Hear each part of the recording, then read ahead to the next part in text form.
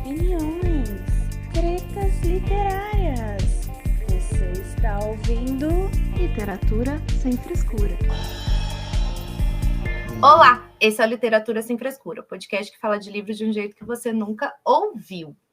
E aí, pessoas lindas que nos ouvem ou nos assistem aqui na live, tudo bem com vocês?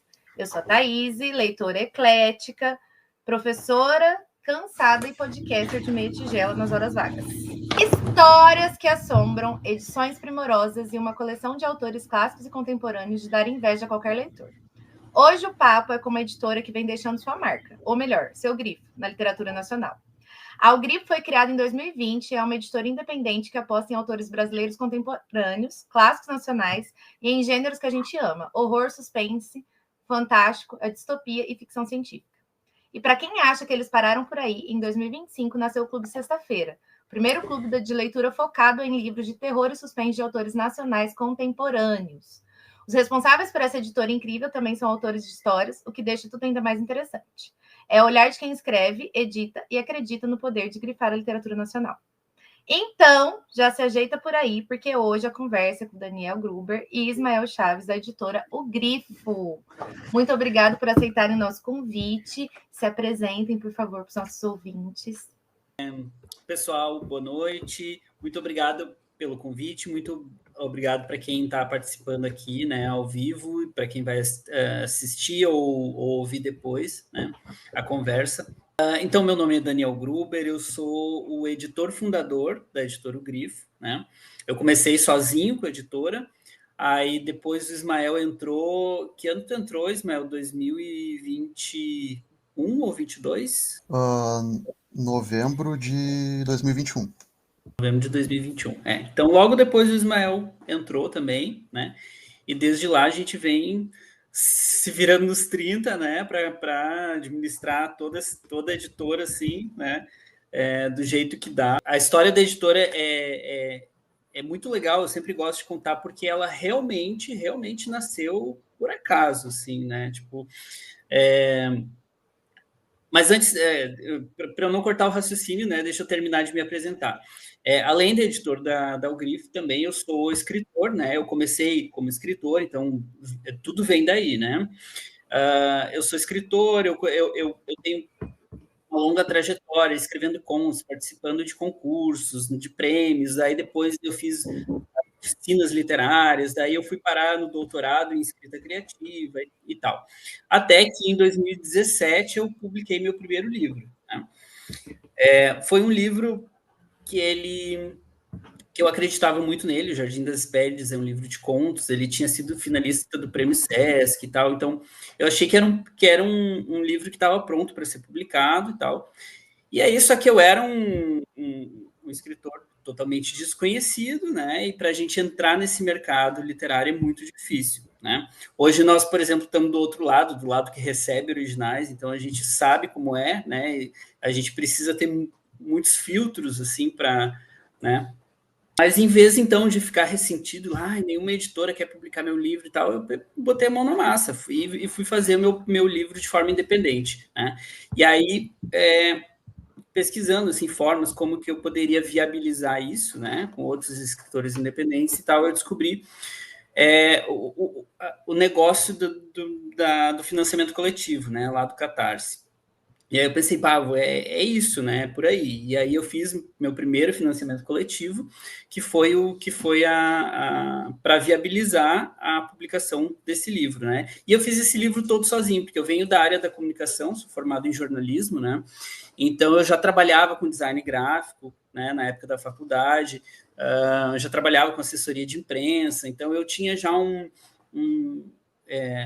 eu já atuava assim, nessa área, assim, nessa área mais editorial também, né? E aí eu pensei, bom, vou fazer o meu livro acontecer, né? Daí eu fiz tudo sozinho, a capa, a diagramação, daí a divulgação, né? E usei esse dinheiro do Catarse para imprimir ele, e assim começou a minha história, né? Primeiro como autor independente, fazendo meus livros, e aí então a gente chega lá em 2020, e eu já tinha publicado os meus dois primeiros livros, O Jardim das Hespérides e o Animais Diários, que são 2 livros de contos, dessa forma, né, como um autor independente. E aí surgiram outros autores me procurando. Eu vi que tu fez o teu próprio livro, achei muito legal, muito, muito bacana e tal, né? Quanto tu cobra para fazer, para editar o nosso livro, fazer o livro para nós também. Apareceram 2 autores naquela época, assim, então foi meio que uma coincidência também, né?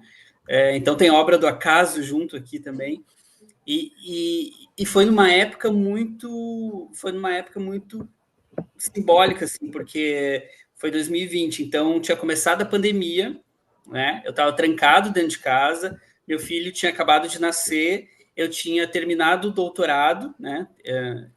Entreguei no ano passado, então naquele ano culminou tudo, assim, eu tinha terminado o doutorado, estava desempregado, meu filho nasceu e era pandemia, sabe? E eu pensei, o que eu vou fazer da minha vida, né? Preso dentro de casa sem emprego, né? E aí surgiram esses autores pedindo para eu fazer um trabalho com eles. Eu pensei, olha, aí, né, de repente tem um ramo aí que eu posso seguir, né, de trabalho. Então começou na verdade, como um freela, né, fazendo a edição de outros autores, até que aquilo foi dando certo e eu comecei a ver, né, tem a possibilidade aí de nascer uma editora, né?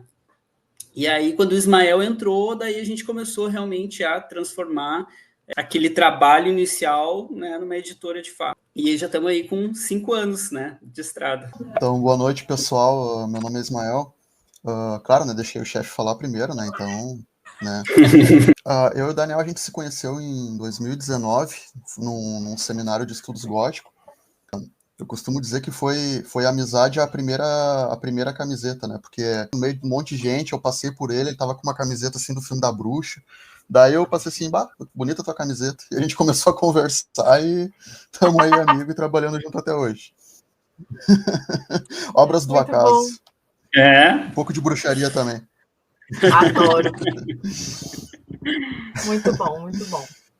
E na época, né, a gente se conheceu ali, eu não sabia que ele era escritor, nem editor, nem nada, né? A gente foi conversando, fomos virando amigo, depois eu fiquei sabendo da editora. Eu já tinha feito um outro trabalhinho ali, freela também, de leitura crítica, de revisar um ou outro material para uma outra editora, mas eu tinha meu próprio trabalho formal, né? Ao contrário do Daniel, não, eu passei a pandemia inteira na rua, trabalhando dentro de uma fábrica, com acho que umas 500 pessoas, então foi meio que um pesadelo, assim.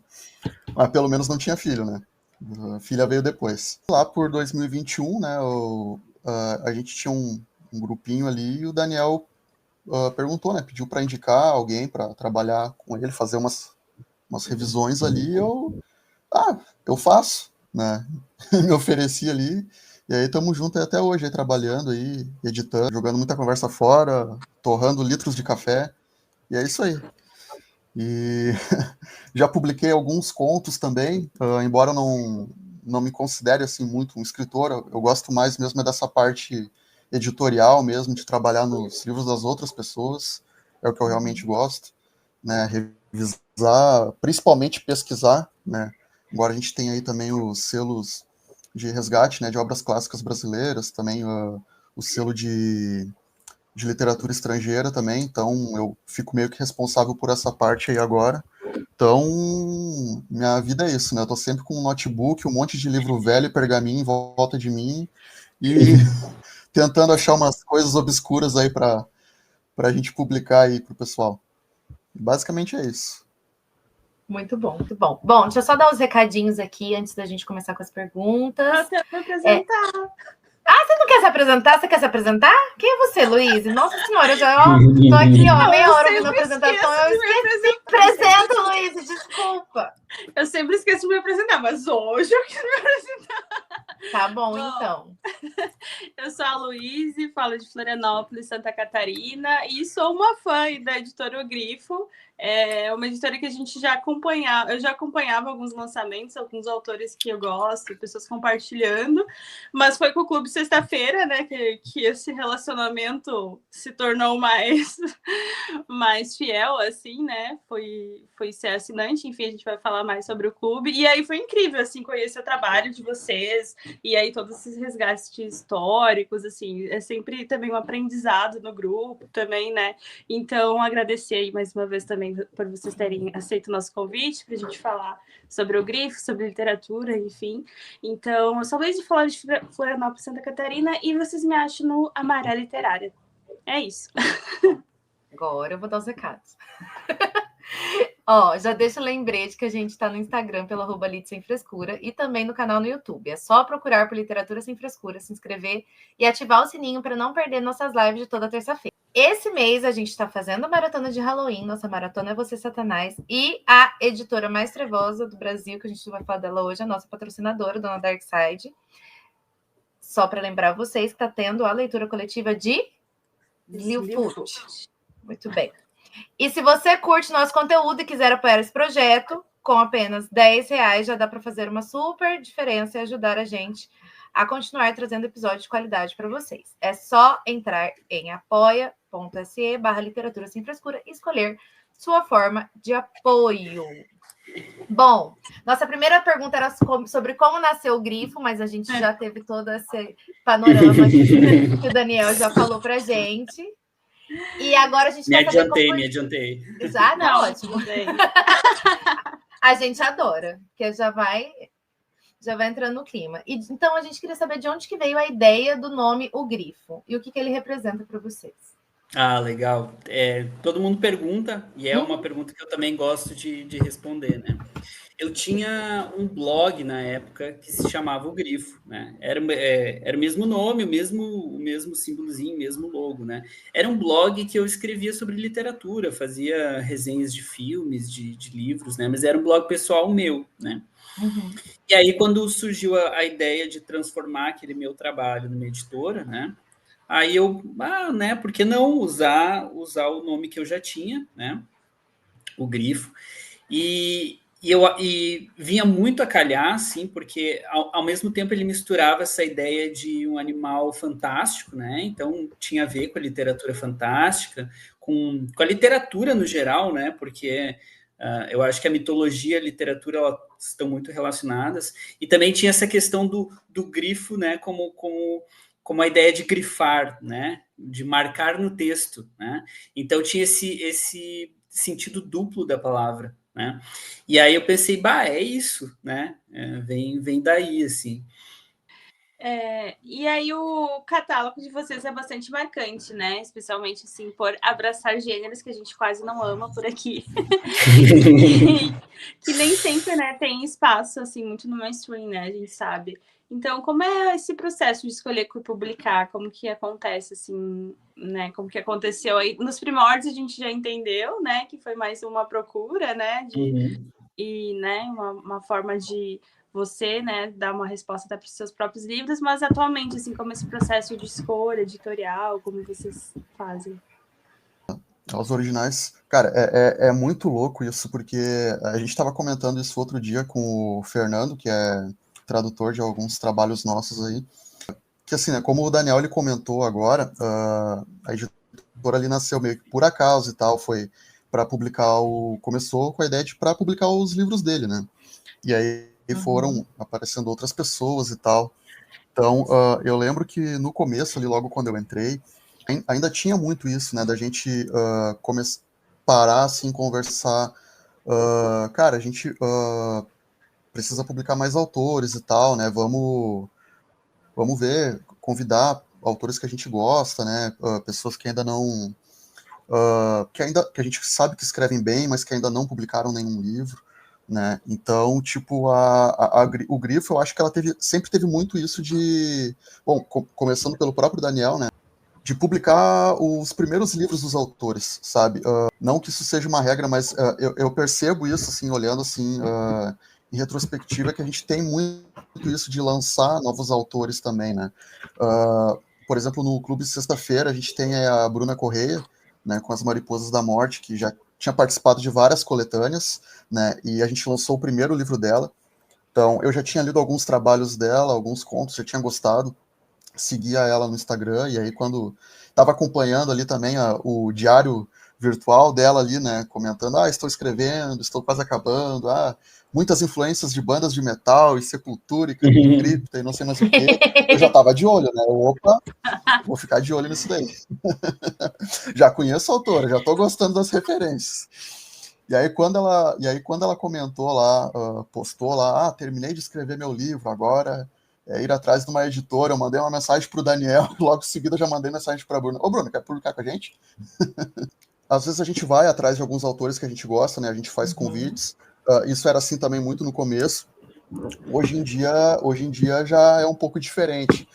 Todos os dias a gente assim recebe pelo menos uns 10 originais, assim, sabe? Então, tipo, é muita coisa assim pra gente conseguir avaliar.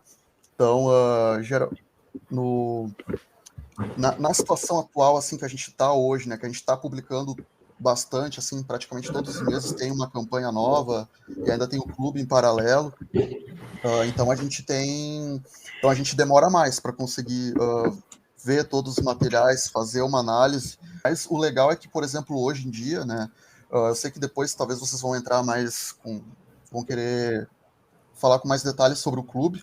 Sim. Mas já adiantando, assim, uma coisa que é legal é que hoje a gente tem uma equipe editorial só para o clube, sexta-feira. Que legal. Né? Então a gente tem os outros selos editoriais ali, mas o clube, né, como ele funciona assim mensalmente, né, a cada 2 meses tem um box novo e tal, então é uma dinâmica completamente diferente, né? Ele tem que ser editado em menos tempo do que os outros livros, Sim. né? Tem aquele compromisso de entregar. Então a gente tem uma equipe só para isso. Hoje eu praticamente pouco me envolvo nessa parte, porque a gente tem os outros curadores, né? Claro, eu também faço algumas curadorias, por exemplo, a Bruna fui eu que convidei, outros é o Daniel que tem a ideia, outros a Erika Barros, que também é uma das curadoras também, que ela também faz os convites, vai atrás, lê os materiais, né? Então é bem legal, porque hoje a gente tem uma equipe para cuidar só dessa parte do clube, né? Então é quase assim um tê-lo, assim, uma coisa assim à parte, assim, né, dentro do grifo, assim. Então é bem legal essa dinâmica.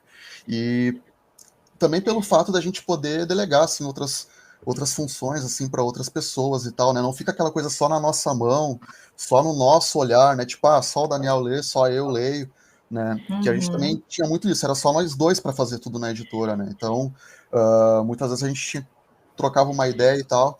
E, por exemplo, um dos últimos originais, assim, que eu tinha lido, né? Por exemplo, eu estava assim, trabalhando em outros projetos e estava lendo um original ali também, só que eu fiquei meio na dúvida, sabe? Tipo, por exemplo, esse livro aqui, ele tem uma especificidade que eu acho que eu não estou conseguindo captar. Então, eu vou passar para outra pessoa ler para dar a opinião dela e tal. Então, tipo, isso é muito legal, porque a gente tem visões diferentes, tem bagagens culturais diferentes.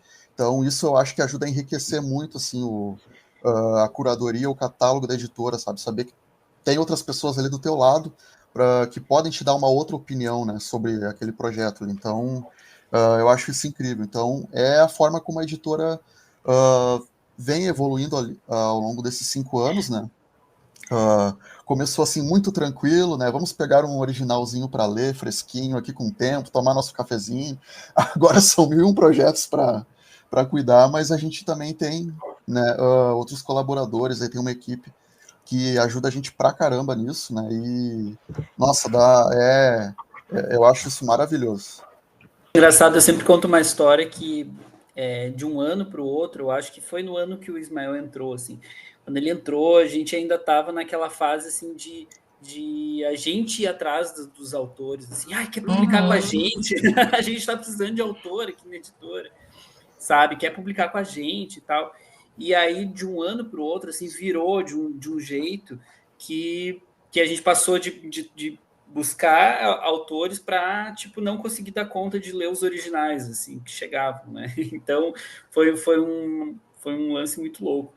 E a gente já teve vários autores descobertos de vários jeitos, né? Por exemplo, a Ana Baldo, que é uma autora que que escreveu Tem que Fazer uma Cruz para Ela, que é um livro sensacional, um romance histórico. Ela foi uma autora que chegou por nós por e-mail, assim, eu não conhecia nada sobre ela, mas eu bati o olho e gostei né, do que ela apresentou ali, eu mandei para o Ismael, olha, o que tu acha disso, assim, né? Então, eu acho que tem muito, claro, é uma coisa, eu não quero entrar no campo místico, assim, mas tem uma coisa da intuição do editor, assim, né? Que na verdade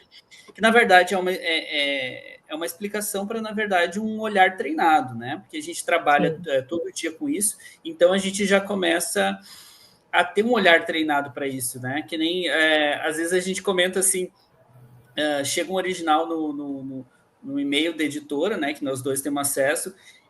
Eu digo para o Ismael ali, chegou o original do fulano que a gente estava esperando, daí eu começo a olhar, não, mas eu acho que não vai dar bom, assim, li já os primeiros, as primeiras linhas, assim, né, e daí a gente vai comentando, ver se a nossa opinião fecha, né, ou às vezes, claro, eu comentei uma situação negativa, mas às vezes é positiva, às vezes a gente pega um original, bacana, isso aqui eu acho que vai dar bom, isso aqui é interessante, né? Então é muito isso da gente estar afinado, né? Principalmente assim, eu e o Ismael, a gente saber o direcionamento que a gente quer para a editora. Então, o Ismael já sabe como eu penso, eu já sei como ele pensa, então quando ele me traz as ideias de projeto, assim, ele já sabe se eu vou aceitar ou não, se ele vai ter que se esforçar um pouco para me convencer, né? Não, então, eu e Thaís, a gente brinca que a gente divide o mesmo neurônio literário. Assim, acontece. Acontece. Então, acho que também é isso de trabalhar junto, né? Acaba assim, às vezes, pergunto uma coisa para ela, eu tô respondendo por ela. Não, ela gostou desse livro. Não, ela não gostou desse livro. E vice-versa. Sem contar que a gente lê os mesmos livros. A gente não consegue indicar coisas diferentes, porque a gente tá sempre lendo o mesmo livro junto. É um problema. Mas interessante que vocês falaram dessa diferença, assim, né, da editora, né, de como começou procurando autor e agora, né, os autores procurando vocês, que eu acho, assim, né, a gente na experiência de leitor, a gente vê, assim, pelos livros que já leu, conhecendo o catálogo, você vê que dá para confiar na curadoria, né, assim, dá para confiar nas escolhas que vocês fazem e saber, tipo, ter certeza também todos os detalhes que envolve também, né? Assim, que a gente, além de leitor, é colecionador de livro, né? Então gosta de uma edição bem acabada, uma edição bonita, né? Também dá aquela agregada. Mas, por exemplo, também quando a gente entrevistou o Roberto Denser semana retrasada também para Maratona, né? E aí ele também comentou do trabalho que vocês fizerem para a Elisa, né? E aí também como autor, então, né? Deve ser uma experiência, né? Para todos os autores, eles se sentindo bem felizes com o trabalho que deram para o texto, como que foi a comunicação com a editora, assim, então dá para ver, né? Porque a gente tem uma relação, assim, muito direta com os autores, assim, então vários autores que, por exemplo, publicaram com nós e que têm publicações em outras editoras, eles ficam até maravilhados, assim, nossa, eu posso participar desse processo, sabe? Porque em outras editoras principalmente editoras maiores, é muito mais setorizado, então o autor não participa, por exemplo, ele não participa da criação da capa do livro, né, ou algum elemento da edição, e aqui na Grifo o autor participa o tempo todo, a gente está no WhatsApp, assim, a gente, né, eu mando para ele, a gente fez isso aqui, o que tu acha, né, a nossa ideia de capa é essa e tal, e a gente... No geral, assim, não posso falar por eles, mas o feedback que a gente tem dos autores é que eles se sentem muito, muito valorizados nesse sentido de participar do processo, né, do livro. Com certeza, deve ser muito gostoso, né, participar do processo do livro todo. Legal. Eu tô sempre incomodando eles no WhatsApp, eu tô com essa ideia aqui, o que tu acha? Me passa esses detalhes, me passa as informações. O que tu acha disso daqui? Preciso de tal informação, me manda tal coisa. Tem uma ideia? Quer dar uma ideia de postagem? Manda aí. Olha só, me ajuda aí. Não, já teve situações, né, Daniel, que tipo assim, a gente, o autor, por exemplo, ele deu uma ideia de capa e tal, e o Daniel foi lá, fez uma capa, a gente troca umas ideias ali entre nós, e aí agora vamos mostrar pro autor. Já teve ocasiões em que, tipo, o autor, ele, tipo, quis mudar, tipo, não curti, ou quero mudar tal coisa, e, cara, a gente fez como ele quis, né? É o livro dele, é o nome dele que vai estar ali, então acho que, acima de tudo, claro, né, tem toda aquela questão de uma conversa, de um consenso e tal, mas se o autor ele não se sente satisfeito com o trabalho que a gente faz, aí não tem porquê, né? Não vale a pena. Quando o Ismael fala assim, né, que a gente faz como ele quer, tipo, não que a gente faz com a demanda dele, mas eu quero dizer assim, todos têm que dar a palavra final, entendeu? Se o autor não está satisfeito, a gente vai criar uma nova versão aonde todos estejam satisfeitos. Foi o caso, por exemplo, da capa do livro da Bruna Correia, né? A primeira versão que a gente tinha feito da capa, eu mostrei para o Ismael gostou e tal, a gente mostrou para a Bruna, né? Mas ela não era muito o que ela tinha na cabeça. Não, então vamos reformular isso aí. E aí a gente chegou nessa versão final que todos gostaram. Então, e aí é óbvio, se o editor gostou, se o autor gostou, é quase certo que o leitor vai gostar também, né? Então esse trabalho é muito assim, de achar sempre a melhor versão, né? Do que a gente faz. Porque tem essa questão que o Daniel comentou, que é ter essa harmonia de ideias entre o autor e a editora, né? A gente quer que o autor ele se sinta satisfeito com aquele resultado ali, né? A palavra final é dele.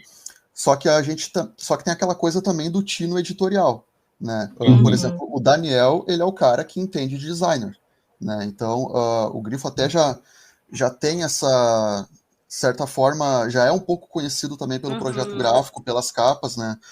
Eu percebo, assim, que já teve pessoas que falaram para mim que viram a capa, assim, e antes de ler qualquer coisa, essa capa é do Grifo, né? Então, tipo, Daniel, como ele é o criador da maioria das capas, né, da editora, 99% das capas, então ele já conseguiu imprimir uma identidade visual para a editora, né? Então isso é uma coisa bem legal. E ele, como designer e como editor, ele também tem aquele tino editorial de saber, essa capa aqui não... O livro é ótimo, é maravilhoso, mas essa capa aqui não vai vender, né? Porque a gente sabe que tem isso também, né? Tem de comprar o leitor pela capa também. Então tem toda essa questão assim de bastidores, né? Todas as partes ali tem que estar em harmonia, né? E saber o que é melhor pro próprio livro e tal. E é isso, é tudo assim na base do diálogo, de trocar ideias, né? Basicamente o que a gente mais faz, assim, o maior trabalho é trocar ideias. Depois, na hora de botar a mão na massa, é a parte mais fácil. Muito legal. Bom, agora a gente quer saber um pouquinho sobre de onde surgiu tudo isso. A gente sempre gosta de perguntar sobre o leitor que está por trás do entrevistado, né? O leitor que está por trás do escritor, o leitor que está por trás do editor. Então, a gente queria saber de onde vem essa paixão de vocês pelos livros, como ela começou, e principalmente pelos gêneros que vocês publicam, que são os que a gente ama também. De onde que veio tudo isso? De onde surgiu? Aí os dois podem responder. Se o Daniel quiser começar, depois o Ismael responde, tanto faz. A gente quer saber um pouquinho mais. Bom, eu na infância e na adolescência eu até não fui, eu fui um leitor mais tardio, assim, eu lembro que eu comecei a ler mesmo, gostar de livro, gostar de ler lá pelos 16 anos, né, e naquela época eu era um nerdzinho que jogava RPG, né, e o RPG, ele tem uma, apesar de ser um jogo, ele tem uma questão literária, né? Porque é um jogo de narrativa, é um jogo com elementos fantásticos e tal. Então, eu conheço muita galera, assim, que veio do RPG para a literatura, né? É uma ponte, né? E comigo foi isso, assim, né? Eu era um adolescente que jogava RPG com os meus amigos e tal. E eu comecei, e eu tinha já essa paixão por livro, pela literatura, mas eu não tinha o hábito de ler. E aí eu ganhei de Natal o Senhor dos Anéis, né? A minha mãe me deu, assim, né, uma edição de colecionador com os 3 volumes e tal, 1.200 páginas, né? E o Senhor dos Anéis era um livro que o pessoal falava muito no universo do RPG, né? Então ali foi a minha transição entre esse universo dos jogos com a literatura, né? E aí eu lembro que foi férias, assim, do ensino médio, né? Eu tinha 16 anos, E aí eu tirei um mês e eu li aquele livro, né, 1.200 páginas num mês, assim, né? E ali foi que nasceu tudo, assim. E aí eu comecei, depois do Senhor dos Anéis, depois de alguns livros de fantasia, As Brumas de Avon, né, aqueles livros de entrada né, de todo mundo, aí eu fui para livros mais de mistério, sombrio. Então eu li os livros do Dan Brown, né, o Código da Vinci. Quem e tal. nunca? Quem nunca, não? E eu digo assim, ó, eu sou fã do Dan Brown, né? Eu adoro. Tipo, se alguém vem falar mal, né, da literatura dele, eu digo não. Ele tem uma proposta e naquela proposta ele é muito bom. Ponto, né? Tu pode não gostar da proposta do livro dele. Então, mais ou menos isso, assim. E aí comecei a ler esses livros de mistério e aos poucos fui chegando nos livros góticos, né? O Morro dos Ventos Uivantes, o Retrato de Dorian Gray, Frankenstein, Drácula, né? E aí fui chegando nesses livros e tal, e aí só vai, né? E aí foi só ladeira abaixo. Adoro. Mas assim tem um caso curioso, assim, porque eu comecei, né, no gênero fantástico, na literatura gótica, depois eu passei para a literatura contemporânea, né? Então, toda essa parte que eu comecei a virar escritor, que eu comecei a me profissionalizar, que eu fui para o doutorado em escrita criativa, toda essa época, assim, eu estava muito focado na literatura contemporânea. Né? Eu lia Gabriel Garcia Marques, Jonathan Franzen, que é um dos meus escritores preferidos, assim. Então, por uma época, assim, eu parei de ler literatura de gênero, mas eu ainda era muito fã de filme, de cinema de horror, né? E aí, no doutorado, eu vim com a proposta de trabalhar na Noite do Cordeiro, que era um romance que tinha na base lá uma ideia gótica. E eu meio que retomei, né, aquele meu leitor lá do início, né? Porque quando eu lia, né, aqueles livros góticos lá no início, que eu estava começando a escrever, né, eu lembro que eu comecei a escrever uma vez um romance gótico que se passava na Inglaterra medieval e tal, né, mas aquela coisa bem amadora, assim, né, que eu guardo assim como relíquia para mim, mas ninguém nunca vai ver, né? E aí, em um determinado momento, eu percebi, não, né? Por que eu estou escrevendo sobre a Inglaterra medieval? Tipo, nada a ver com a minha realidade. E aí eu comecei a ter um olhar para a nossa literatura, para a literatura brasileira, para o que está acontecendo aqui, né? E A Noite do Cordeiro nasceu como esse resgate, né? De trazer aquela minha influência da literatura gótica, mas trazer para a realidade, né, do nosso país. E ali foi que eu voltei, né, às minhas origens, assim, do gótico, do horror e tal. E aí, logo em seguida, veio A Floresta, que foi um livro que eu psicografei, assim, escrevi em um mês, praticamente, né? Um livro que baixou em mim, eu botei no papel, né? E aí, tudo isso aconteceu, assim, meio junto, e eu voltei para as trevas, né? Voltei para a minha origem, assim, lá do horror e do gótico e tal. E aí, quando eu encontrei o Ismael, que é essa outra pessoa que vive nas trevas também, que nem eu, né? Aí a gente se juntou e deu no que deu, né? Adoro. Muito bom. Não se preocupem, tá? Quando o Daniel morrer, eu prometo que eu junto esses papéis dele aí e publico. Por favor. Tocar fogo. Ele não queimou e não jogou fora, tá guardado, como ele disse, é porque ele quer que publique. Né? Entendi. Se não quisesse, tinha queimado. Porque a minha relação com a literatura, ela vem desde pequeno mesmo. Eu sou aquele... Né, aquela criancinha que a mamãe contava histórias, né, quando era pequeno, então contava ali umas historinhas, contos de fada e tudo mais. Como eu cresci dentro assim, da religião evangélica, então também tinha aquela coisa de muitos livrinhos com historinhas ilustradas e histórias da Bíblia, né, que eu achava bem legal também. Acho que foi, dá para dizer que eu acho que foi meu primeiro contato com a literatura fantástica, né? Viu, Luiz? E não sou só eu que falo isso. Eu costumo dizer o seguinte, ó, não existiria o gótico e o terror sem a Bíblia. Isso é fato. Não existiria. Não existiria. Você pode não gostar, mas não existiria. Né? Então, assim... E aí, claro, aí depois também eu fui... aí descobri os gibis também, então fui lendo... acabei virando leitor de gibis. Leio até hoje, embora não tanto quanto antigamente, né? Sou mais dos livros mesmo. Tem aquela coisa, gibi é coisinha de criança, né? Coisa nenhuma. Né? Como todo leitor, vai amadurecendo, vai lendo mais coisas depois, com o tempo e tal. Teve um momento da minha vida ali que eu dei uma estagnada assim na leitura, que eu acho que foi quando eu comecei a trabalhar ali com uns 15, 16 anos. Aí tinha escola, tinha o trabalho e tipo aquela coisa, cansado e não tem mais tempo.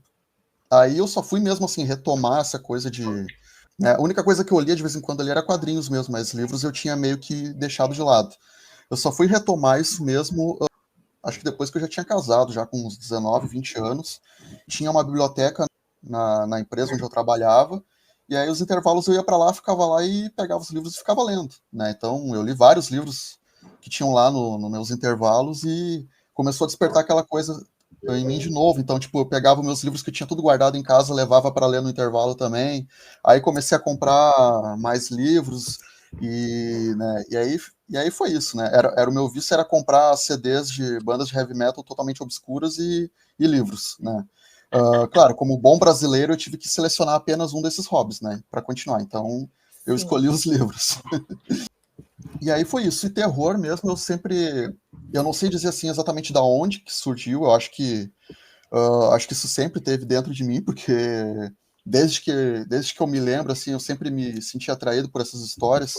Então, por exemplo, quando era criança lá, assistia Chapolin, Pica-Pau, Pernalonga, meus episódios favoritos eram aqueles que tinha bruxa, fantasma, castelo assombrado. Muito bom. Sempre foram meus favoritos. Então, acho que já começou meio aí, né? Acho que eu já gostava daquela coisa meio proibida, né? E aí foi isso. Então, foi uma coisa que eu sempre gostei, foi natural, né? Literatura, ficção científica também, fantasia, literatura de mistério, né? Li muita coisa também do Arthur Conan Doyle, da Agatha Christie, e também depois acabei descobrindo a literatura fantástica brasileira, né? Que na verdade eu já conhecia, né? Porque eu lia Monteiro Lobato, de Capão Amarelo e tudo mais quando era criança, né? Aventuras de Xisto. Só que não tinha aquela diferença, né? Tipo, isso aqui é brasileiro, isso aqui é espanhol, isso aqui é americano, isso aqui é não sei o quê. Né? Para mim era tudo, era literatura, era livro, então não tinha muito isso. Né? Depois, tomando conhecimento disso, a gente tem uma literatura, a gente tem uma tradição de literatura fantástica no Brasil, né? Não é só H.P. Lovecraft, Edgar Allan Poe, né? Então comecei a conhecer os escritores contemporâneos, principalmente, né? Depois fui conhecendo os clássicos também, descobri que, embora fosse algo assim muito apagado do nosso cânone oficial, né? A gente também teve vários autores aí clássicos que enveredaram pelo gótico, pelo suspense, pelo terror, né? O próprio Machado de Assis. Então, isso hoje é uma das minhas paixões, né? E é o que e é uma das minhas áreas de pesquisa dentro do Grifo também, né? Que a gente tem buscado resgatar alguns desses autores, algumas dessas obras esquecidas, né? E basicamente isso, né? Eu acho que não teve assim uma grande reviravolta, alguma coisa assim. Acho que foi algo assim meio natural mesmo, aquela coisa de já gostar de histórias, de livros desde criança e já ter aquele fascínio pelas trevas. Amo. E tem alguns contos também, né? Que o Ismael tá quietinho, mas ele tem contos também, né? Daniel? Ele tem alguns espalhados por aí, né? Eu tô sempre enchendo o saco dele para ele montar um livro com os contos dele, né? Ele se faz, né? Eu falei pro Daniel, quando eu morrer, ele reúne tudo e publica numa edição de luxo. Pronto. Eu não vou esperar tu morrer, não. Vou reunir Só faz tudo. sem ele saber. Qualquer dia sai o livro dele, nem ele sabe. Tá com um pseudônimo lá. A gente apoia. Aí ele me manda para revisar. Eu conheço isso daqui. Tá certo.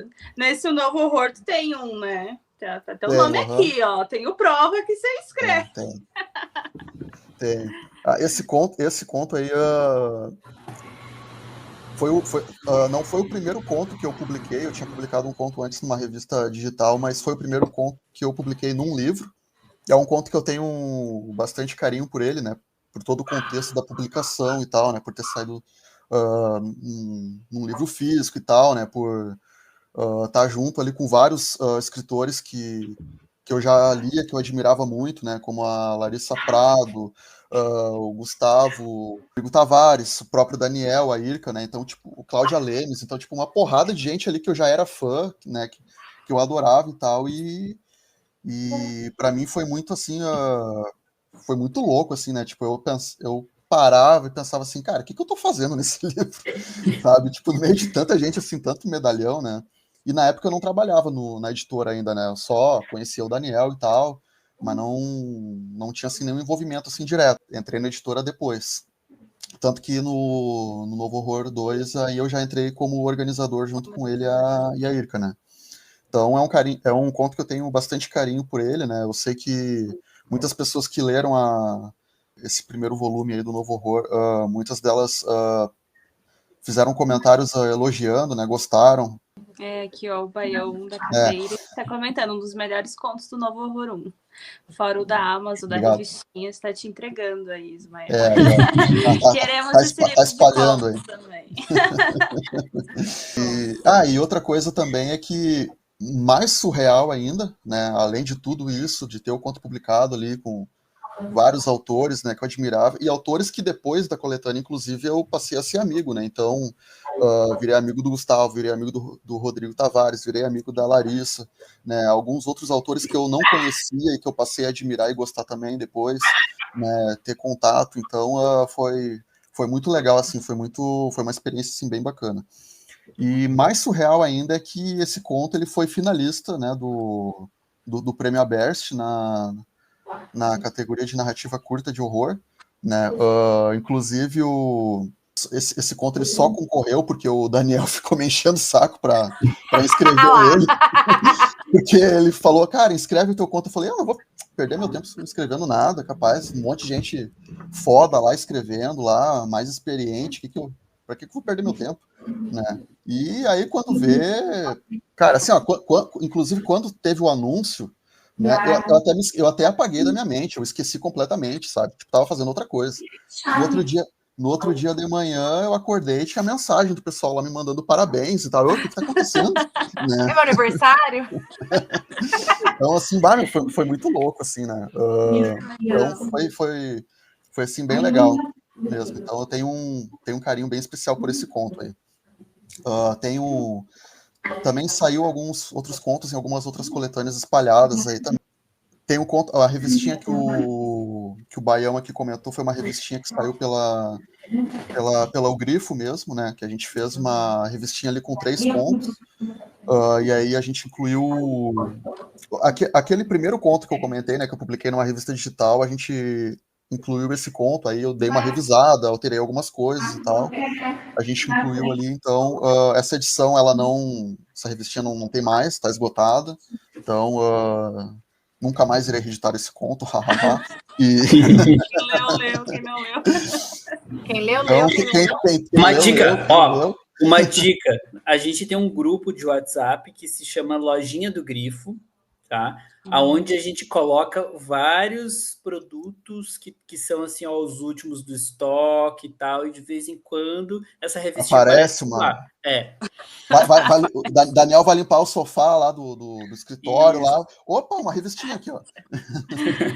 Então quem quiser ficar ligado assim, nas raridades da O Grifo, tem que participar também desse grupo aí. Depois a gente põe o link. Gente. Que todos os contos que eu escrevi, né, geralmente não, todos eles eu escrevi praticamente assim à noite, de madrugada, com luzes apagadas, só a tela do notebook ali, com um fone, ouvindo black metal 3 horas da manhã, escrevendo um conto ali, tipo, em meia hora. Então, era basicamente isso, era a catarse da catarse. Legal. E eu acho bem legal porque o Fernando, né, o Baião, ele comentou ali do conto da revistinha, e ele fez um comentário esses dias que eu achei bem bacana, porque ele disse que a sensação de ler aquele conto é como se estivesse assim, ouvindo uma música assim de black metal, assim, uma música extremamente pesada, assim, com aquelas cenas. E cara, foi exatamente assim que eu escrevi esse conto. Então, eu acho que, né, eu consegui captar a coisa ali. Muito bom. E Então a vamos Noite do começar a pressionar Cordeiro... ele para escrever mais, né? Porque a gente já percebeu que ele escreve bem, ele só tá fazendo falsa modéstia. Né? A gente já entendeu. Agora você tem mais 2 aqui para ficar te pressionando para escrever mais, tá bom? Então tá bom. Não, mas eu comentei esses dias com o Daniel que, né, modéstia à parte, eu sou o maior escritor da O Grifo. Por quê? Porque eu escrevo prefácios para os livros, eu escrevo os textos das campanhas, eu escrevo sinopse, eu escrevo os textos das postagens. Então, tipo assim, ó, o melhor, eu acho que não, mas o que mais escreve sou eu. Verdade. Muito A bom. Noite do Cordeiro também foi... A gente comentou de finalista, de premiação. Ela também, né? Também recebeu o prêmio, foi finalista, né? Sim, foi finalista. Foi finalista do Prêmio Jabuti, né? O maior prêmio literário do país, na categoria de romance de entretenimento, né? E foi muito incrível, assim, né? Porque eu também foi mais ou menos parecido com o que o Ismael falou, né? Eu não tinha tirado da minha cabeça, assim, a data que ia sair o resultado, e aí, de repente, eu pego meu celular, assim, 200 mensagens, e eu, o que tá acontecendo, né? Parabéns, isso aí. E eu, nossa, que houve? E aí fui ver, o livro estava finalista e tal, então foi uma emoção grande. E uma coisa muito curiosa é que tinha pessoas assim que estavam mais felizes do que eu, sabe? Eles estavam mais empolgados do que eu, porque criou um efeito assim muito legal de outros autores se sentirem representados no Jabuti, com um livro de terror, entendeu? Então, outros autores que escrevem livros de terror, quando viram que um livro de terror poderia chegar lá, se sentiram, né, representados com aquilo. Sim. Então, eles estavam empolgadíssimos, assim, né? Mas às vezes mais do que eu. E aí, vamos falar do Clube Sexta-feira? Como que surgiu a ideia do clube? E inclusive, né, a gente é fã, apoiador e tal. A gente apoia. Apoiem também, gente, aí, por favor. Isso aí, apoia o Clube Sexta-feira. Conta aí como surgiu. A ideia do Clube Sexta-feira era uma ideia que já vinha há uns 2 anos, né, Ismael? Porque, assim, muitas das ideias da O Grifo, elas são ideias que nascem de uma forma comercial, administrativa, do tipo assim, ó, precisamos resolver uma demanda da editora nesse sentido, né? E a ideia do clube era que, por exemplo, a gente tivesse uma entrada recorrente, né, de apoiadores, porque as nossas campanhas eram esparsas, a gente fazia uma a cada 2 meses e tal. Então, para não ficar esse espaço, né, de tempo na editora entre uma campanha e outra, né, a gente teve a ideia do clube como uma coisa recorrente, para que todo mês ali entrasse, né, aqueles apoios entrando, né. E aí eu levei a ideia para o Ismael, a gente, legal, mas não sei se ia funcionar, porque a gente não tinha condições de fazer um livro por mês, né, que é o que normalmente clubes de assinatura fazem, né, e aí eu vim com a ideia de tipo, mas e se a gente lançar um clube de assinatura que entrega um livro a cada 2 meses? Porque daí a gente consegue fazer. E aí a gente pega o valor, a mensalidade, e corta no meio, então ele vai ser super acessível, né? E aí a gente pensou por muito tempo naquela ideia, se ia dar certo, a gente perguntou para as pessoas, a nossa ideia é tal, o que tu acha? Tu acha que vai dar certo e tal? E ela ficou meio incubada ali por uns 2 anos, né, Ismael? Até que ano passado, assim, eu pensei, não, ano que vem nós vamos ter que tirar essa ideia do papel, né, porque tem uma lacuna na editora que precisa ser preenchido, que é, né, exatamente isso, assim, de ter uma... E aí também casou com a ideia de que a gente estava entrando nessa área de trabalhar com clássicos, né? E aí ficou meio que uma coisa setorizada, assim, ficou os clássicos de um lado e os autores contemporâneos de outro, né? E aí eu pensei, bom, vamos pegar, né, esses autores contemporâneos que a gente lança aqui e vamos botar eles dentro do selo Sexta-feira. O selo já existia, né? Antes do clube já existia o selo Sexta-feira. Vamos botar os autores contemporâneos dentro do selo e o resto a gente... E os clássicos a gente lança pelos outros selos, que é o Clássicos Ocultos e o Salem.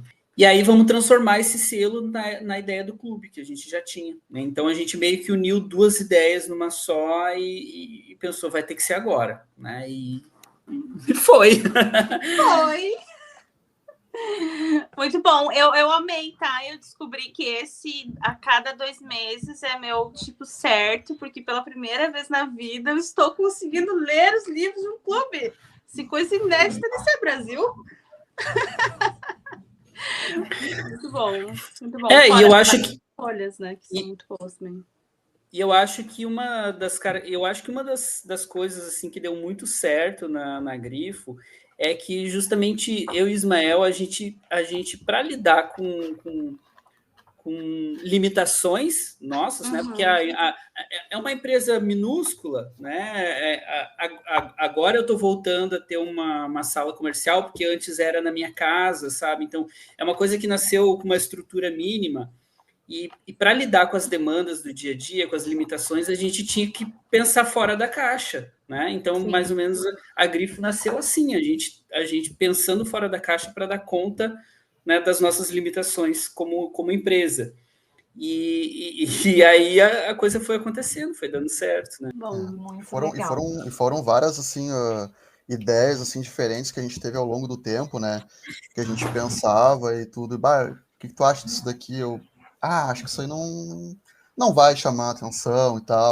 Faltava ainda a gente conseguir estruturar, assim, o clube de uma forma que, tipo, uma coisa, assim, que fosse viável, que fosse chamativo, né, que fosse uma coisa certa, né, porque eu acho que a primeira ideia, acho que nem envolvia livros, né, eu acho que era uma coisa, tipo assim, uma revistinha, uns brindes, ou uma coisa assim, ou a gente enviava livros, eu nem lembro mais como é que é, ou a gente enviava os livros que já tinha, uma coisa assim. A gente chegar nesse formato, né, tipo, vamos lançar livros inéditos, vai vir num box, vai vir, vai ter o clube, vai ter o grupo de leitura coletiva, né, então a gente foi incrementando, assim, com o tempo, assim, pensando em várias coisas. Tem ideias que eu já nem lembro mais que a gente teve, assim, mas a gente chegou a esse formato, né, que eu acho que foi o formato, assim, ideal para a gente formar o clube, e tem dado muito certo, né, e, tipo, às vezes até comento, né, com o Daniel, comento lá no grupo também, né, que, cara, acho que, assim, o clube e também o grupo ali, né, com o pessoal ali, com os assinantes, acho que foi umas ideias, assim, mais incríveis que a gente já teve, porque esse contato que a gente está tendo agora com os leitores, com o nosso público ali pelo grupo, cara, aquilo ali é surreal, cara, é muito bom, sabe? É poder ter essa proximidade, trocar ideias, como se fosse assim né, porque a gente fica sabendo também, né? Tipo, para quem tá de fora e fica pensando, é um clubinho de adoração ao Grifo, né? de forma alguma, né? A gente sempre deixa assim, a gente conversa de boa ali, conversa sobre vários assuntos, né? Não é só sobre livros também, a gente joga a conversa fora e a gente também tira dúvidas do pessoal, e a gente sempre fala, pessoal, e aí, vocês estão gostando da experiência, estão gostando de tal coisa, se não estão, falem pra gente. Né? A gente é super aberto também a receber críticas, a receber opiniões. Né? Hoje mesmo a gente fez uma votação lá no grupo, lá, né, para decidir uma das recompensas que a gente ia colocar na campanha do Frankenstein, né, que a gente está lançando uma campanha agora do Frankenstein também. Então, tipo, a gente tava naquela dúvida, quer saber, vamos jogar lá no grupo lá e vamos ver o que o pessoal prefere. O que eles decidirem, a gente fala amém, é isso aí. Né? E é isso aí, o pessoal participa, é bem participativo, né? O pessoal, todo mundo troca ideia, então eu acho assim muito, muito legal mesmo. Acho que foi assim, talvez, sei lá, o maior acerto aí que a gente já fez aí, porque realmente é bem bacana mesmo ter esse contato, assim, essa troca de ideia com o pessoal lá. Sim. Do lado de cá, eu posso dizer que vocês uniram várias coisas que a gente gosta. Primeiro, clube de assinatura de livros. Primeiro, livros de terror, suspense, enfim, as coisas que a gente mais gosta. E grupos de discussões de livros. Porque se tem uma coisa que eu e o Luiz participamos, são de grupos de discussões de livros. Não tem coisa melhor do que conversar com pessoas que gostam de livros, porque a gente não tem esse tipo de gente do nosso lado, né? Hoje em dia eu até tenho mais, porque eu sou professora e sempre tem uns doidos professor que também gosta de ler. Mas até pouco tempo atrás, quando eu trabalhava no escritório, ninguém lia. Eu não tinha com quem conversar sobre os livros. Eu ficava nos meus grupinhos de WhatsApp aqui, ó. conversando Sim. com as pessoas qualquer tempinho de folga. Então é muito legal isso, é muito legal ter essa proximidade. Inclusive, eu e Thaís, Fora que a gente compartilha várias fotos de gatinhos, né? Então, assim, Verdade. eu costumo Cachorro. dizer E as figurinhas, das figurinhas. Eu sempre eu salvo costumo todas. dizer que o grupo de leitura, assim, ó, é fachada. O nosso negócio ali é coletar figurinha. Claro. Bom, igual o Lit, na verdade, que o podcast é pra gente conseguir fazer a lista para comprar livros. Eu e a Thaís, às vezes a gente vem episódio aqui, a gente termina o episódio tendo comprado 5 livros. Então, quando chama autor pra cá, é pra receber indicação de livros, inclusive aguardem. Mas eu e a Thaís também, a gente se conheceu de um grupo de leitura, era até da TAG, e aí a Thaís entrou lá dizendo que tinha uma leitura coletiva, um grupo de leitura coletiva, e ia ler Ana Karenina. Eu entrei no grupo, isso foi em 2000 e... Quanto, Thaís? Eu nem lembro. 2017, 18? Até hoje eu não terminei Ana Karenina, mas eu e Thaís viramos amigas. Uma coisa que é muito legal também, só fazer um breve comentário aqui. Essa ideia de leitura coletiva, eu acho ela bem bacana, porque assim, a gente sabe que nem todo mundo segue ali certinho a cronologia e tal, né? Tem gente que gosta tanto do livro que, tipo, lê num dia. Sim. Né? Mas, assim, eu acho assim, muito legal, porque a gente teve ali, né, no grupo ali, depoimentos ali de pessoas que falavam, eu não conseguia ler nada, e o grupo me ajudou, porque tem essa questão de ser um livro a cada 2 meses, ainda tem o tempo ali de leitura do grupo de leitura coletiva, e todo mundo comentando. Então, é uma coisa bem legal, assim, né, e dizer assim que, eu consegui já ler 2 livros esse ano por causa do grupo aqui, por causa da leitura coletiva. Então, tipo, nossa... isso é sensacional, né? Eu acho que é o tipo de retorno, o tipo de comentário assim que a gente ouve que faz tudo valer a pena, né? Imagina. Com certeza, com certeza. E agora falando um pouquinho do que vocês apostam. Vocês apostam muito em autores nacionais de gêneros, muitas vezes, como o Daniel estava falando agora há pouco, gênero de terror chegando no final de Jabuti, todo mundo se sentindo representado. A gente sabe que ainda existe toda uma questão com gêneros terror, suspense, ficção científica, que são um pouco subestimados, né? Na verdade, muita gente ama, mas ainda pelo mercado editorial em geral é um pouco subestimado. Como que vocês enxergam que está o momento atual na literatura brasileira para esse campo, para esses gêneros, enfim? Olha, o terror, o horror, né? O gênero do horror, ele vem assim já faz alguns anos, né? Sei lá, pelo menos há 5 anos. Vamos que tem editora, há pelo menos 5 anos ele está numa crescente, assim, né? Ele está, principalmente no cinema, né? E vem surgindo um interesse do público geral em literatura de horror, literatura gótica, literatura insólita, né? A gente tem esse movimento das escritoras, né, que eles chamam de gótico latino, né? Mas que, na verdade, são escritores que escrevem horror, né, contemporâneo. A gente teve toda aquela movimentação do cinema da A24 e tudo mais. Então, tudo isso fez despertar a ideia de um novo horror, né? Até por isso que é o nome da antologia que a gente criou, de um novo interesse no gênero do horror, né? Só que, mesmo tendo esse boom do horror, ficava muito na literatura estrangeira, como sempre, né? Sempre o cara que é de fora vai ser valorizado, né? A gente tem muito esse complexo de vira-lata, né, na nossa literatura. Então, a nossa ideia sempre foi isso, né? Valorizar o horror que está sendo produzido aqui. Até porque é incomparável, né? Tu lê um romance de horror que se passa numa realidade que é a tua, que tu conhece, assim, né? É muito diferente. Então, a gente apostou nisso. E assim, é uma das gratificações nossas saber que a gente está fortalecendo isso, fortalecendo esse movimento da literatura nacional, né? Por exemplo, a gente descobriu autores como a própria Bruna Correia, né, que a gente publicou o primeiro livro dela, a Juliana Cunha, que é uma autora sensacional, né, e que até o momento em que a gente publicou era completamente desconhecida. A gente descobriu ela e hoje, né, eu espero que ela voe muito. E tantos outros, assim, né, que começaram aqui na O Grifo. Então, essa parte do trabalho, assim, que nos dá muita gratificação, né?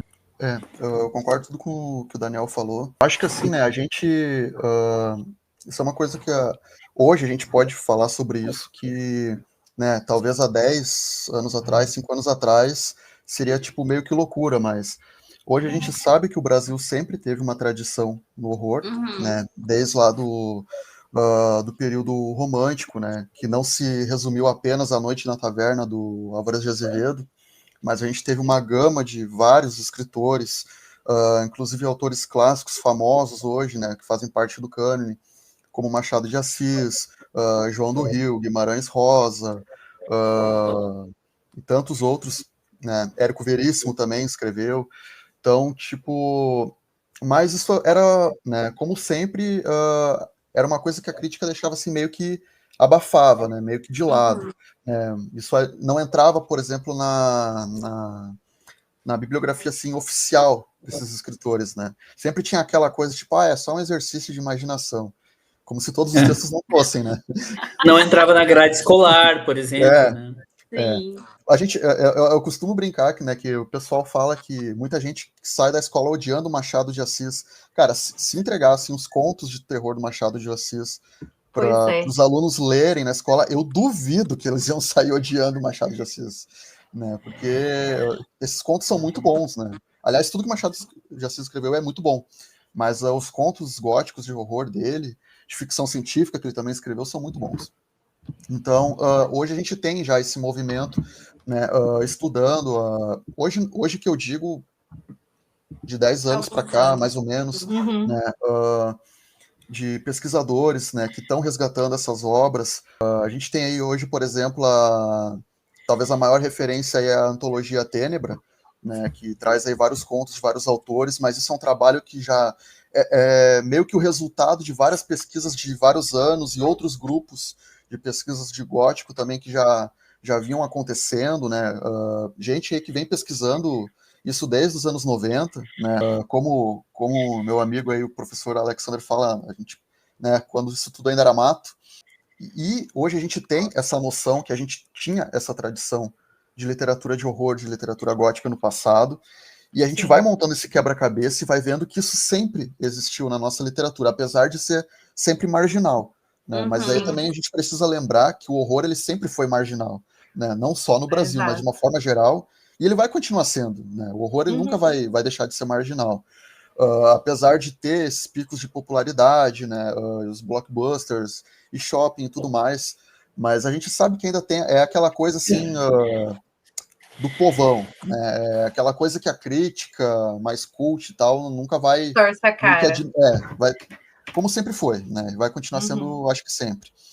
Mas hoje a gente vê que sempre existiu essa tradição, então nos anos 50, 60, 70, a gente tinha vários escritores que escreviam aqueles livros de bolsos livros, né, que eram publicados pela Cedibra e outras editoras, publicavam livrinhos ali, coleções de livros de horror. Muitos desses autores brasileiros, eles usavam pseudônimos americanos justamente para quebrar a barreira, o preconceito do leitor, para eles serem lidos, né? Então, um nome aí que a gente pode destacar é o do Rubens Francisco Luchetti, que é praticamente um dos maiores aí que a gente teve dos autores de horror, e o cara publicou só 1.500 livros ao longo da vida dele, né? Nossa, vários... que pouquinho. Bem pouquinho. Vários sob pseudônimos, né? E vários outros artistas também, né? A gente, nesse momento, aí nas décadas de 60, 70, a gente também teve uma proliferação, uma produção muito grande de quadrinhos de horror nacional também, né? A gente teve a Cripta, né? Por exemplo, que foi a revista aí mais famosa. Então, da onde surgiram vários artistas, ilustradores, roteiristas aí que se destacam, que estão sendo resgatados aí hoje por algumas editoras de quadrinhos também. Nos anos 90, a gente teve aquele pequeno boom lá dos livros de vampiros, né? Com a Giulia Moon, o André Bianco, né? Depois entramos nos anos 2000 aí, mas isso tudo sempre existiu, né? Não só no horror, ficção científica também, que já vem aí de décadas também, né? Que tem uma produção bem forte. Mas eu acredito, sim, que hoje a gente está vivendo, assim, o que a gente pode dizer que é a era de ouro, assim, da literatura de horror nacional, né? Porque nunca se escreveu tanto, nunca se publicou tantos livros e autores de horror como a gente tem hoje, né? Com a visibilidade que a gente tem hoje, né? Seja por causa da internet, seja por causa do cinema, de vários fatores, né? Eu acredito assim que são, eu não acho que exista assim um fator assim único para explicar esse fenômeno, né? Nem sei se a gente ainda tem como explicar esse fenômeno no momento que a gente está, talvez só mais adiante, mas eu acho que deve ter vários fatores aí, né? A internet com certeza ajudou muito, né? A literatura latino-americana também, né? Isso meio que puxou também, né? Fez enxergar que, opa, a gente é brasileiro, a gente também é latino, né? Então, vamos ver o que está sendo produzido aqui, né? Então, hoje a gente vê as editoras grandes, por exemplo, Companhia das Letras, Alfaguara e várias outras, Globo, apostando em autores de horror também, né? Então, a gente vê que isso também já chegou no mainstream, né? No meio independente, isso daí existe há décadas, né? Existe uma produção grande, mas agora está chegando no mainstream também. Então, hoje a gente tem também as séries nos streamings, né, que também está chegando com bastante força, né? O terror é uma coisa que faz muito sucesso nos streamings e os canais estão apostando em produções nacionais também. Então, o cinema de horror, que também sempre existiu, né? Não foi só o Mojica, filmes do Zé do Caixão, embora ele seja aí o grande mestre e a referência máxima nisso, mas existiram outros cineastas, existiu uma produção bem grande de filmes de horror aí também nos anos 60, 70, 80, mas que a gente está vendo com muito mais força e visibilidade agora, por causa desse momento em que tudo é hiperconectado o tempo todo, né? Então a gente fica sabendo mais dessas produções. Então, eu acho que talvez a gente ainda não consiga explicar por que o terror ele virou pop no Brasil de uma hora para outra, né? Que não foi de uma hora para outra, mas eu acho que existem vários fatores aí que a gente pode apontar para esse caminho, né? E acho que sim, com certeza, uma coisa é certa, eu acho que a gente está realmente vivendo o melhor momento, né, dessa literatura hoje em dia, com várias publicações, vários livros, vários autores, com os prêmios também, né? A gente chegou no Jabuti, né? A literatura fantástica, o horror chegou no Jabuti, então, né, não precisa dizer mais nada, né? Eu acho que a gente está realmente vivendo um ótimo momento aí. Aproveitando assim para falar também, né, além dos contemporâneos, né, que o Grifo traz, vocês também trazem, né, fazem muito resgate histórico, né? E aí perguntar para vocês qual a importância que vocês veem disso, de trazer autores como o Coelho Neto e o Cruz de Souza, né, e trazer essas obras góticas e dando o devido rótulo, né, obras góticas, obras de horror, enfim. Como eu estava comentando antes aqui, hoje a gente sabe que existe essa literatura gótica de horror, que ela sempre existiu, embora ela tenha sido apagada aí ao longo das décadas, né? Não tenha dado o devido valor. Então, por exemplo, pegando o exemplo aí do Machado de Assis de novo, praticamente todos esses contos góticos dele que ele publicou saíram apenas em jornais, né? Não saíram nas coletâneas oficiais dele. Então já era algo assim mais difícil de se rastrear também, né? Então, com exceção, acho que da Causa Secreta e a Cartomante, né, que tem assim uma pegada assim mais gótica assim também, que vai um pouco por esse lado assim também, que eram assim os únicos assim mais conhecidos dele assim nessa seara, né? Mas hoje a gente sabe que existiram outros contos, né, ainda mais sombrios, mais góticos, né, mais terroríficos ainda do que esses, né, mais explícitos, digamos assim. Acho muito importante esse resgate, né, que, de novo, né, começou pela academia, né, por pesquisadores aí que também são fãs de literatura gótica e de horror e que desbravaram esse campo aí, né. Se hoje tanto o Grifo quanto outras editoras a gente está resgatando esses autores, essas obras, é porque teve pessoas antes de nós, né, que fizeram esse trabalho também, né. Muitas pessoas, inclusive, né? Então, mas eu acho isso extremamente importante e é assim um dos temas, assim, uma das temáticas assim que mais me chama a atenção também. Então, o Coelho Neto, por exemplo, eu descobri ele assim em 2018. Descobri modo de falar, né? Eu conheci através das pesquisas também. Inclusive foi através do professor Alexander Meirelles, do canal Fantástico Cursos, que eu fiz questão de convidar, né, para a nossa edição do Sertão, para escrever um pós-fácil. eu adquiri um livro dele eu achei num sebo de Porto Alegre, fui lá buscar pessoalmente, e assim, quando eu comecei a ler, eu me encantei, porque era algo assim completamente diferente do que eu já tinha lido, né? E assim, a gente sabe que a literatura ali do século XVIII, XIX, a literatura gótica ali, ela é diferente do que a gente produz hoje, né? Ali nos primórdios ali, tem toda aquela coisa assim, mais romântica, mais, né, tem uma pegada diferente que para os dias de hoje, talvez muitas pessoas leiam, isso aqui não assusta, isso aqui, os clichês que a gente tem hoje veio daqui e tal, né? Mas o Coelho Neto, assim, é impressionante que ele sempre traz algo, assim, muito diferente, assim mesmo. Ele realmente, quando você pega alguma história dele, né, ele publicou mais de 100 livros, tem muitas histórias, né? Então, eu não quero aqui de forma nenhuma generalizar aqui o que ele escreveu, porque né, nem eu li tudo que ele escreveu, mas pelo menos nessa parte gótica, né, eu acho muito interessante que, conforme essas histórias que eu fui lendo, muitas vezes eu pensava assim, eu já sei, né, para onde é que ele vai com esse plot aqui, com essa narrativa, e não, ele simplesmente quebrava aquela expectativa e transformava numa outra coisa, ia por um outro caminho, você não sabia como que ia terminar aquela história, né, e muitas vezes era uma coisa assim, brutal assim mesmo, é diferente porque era escrito naquela época.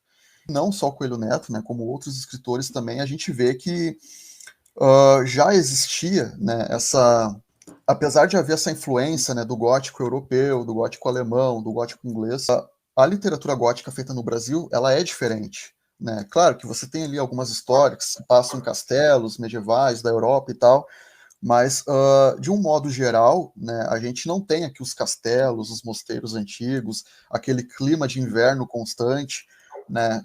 Aqui é uma coisa mais tropical, então, só que a gente tem a nossa própria realidade. A gente tinha o quê? As florestas, né, as taperas, a Casa Grande, a senzala, o folclore.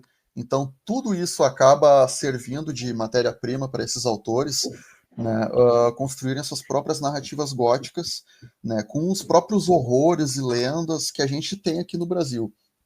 O que é muito interessante e acaba sendo diferente de toda aquela coisa enlatada que a gente lê hoje em dia, por exemplo.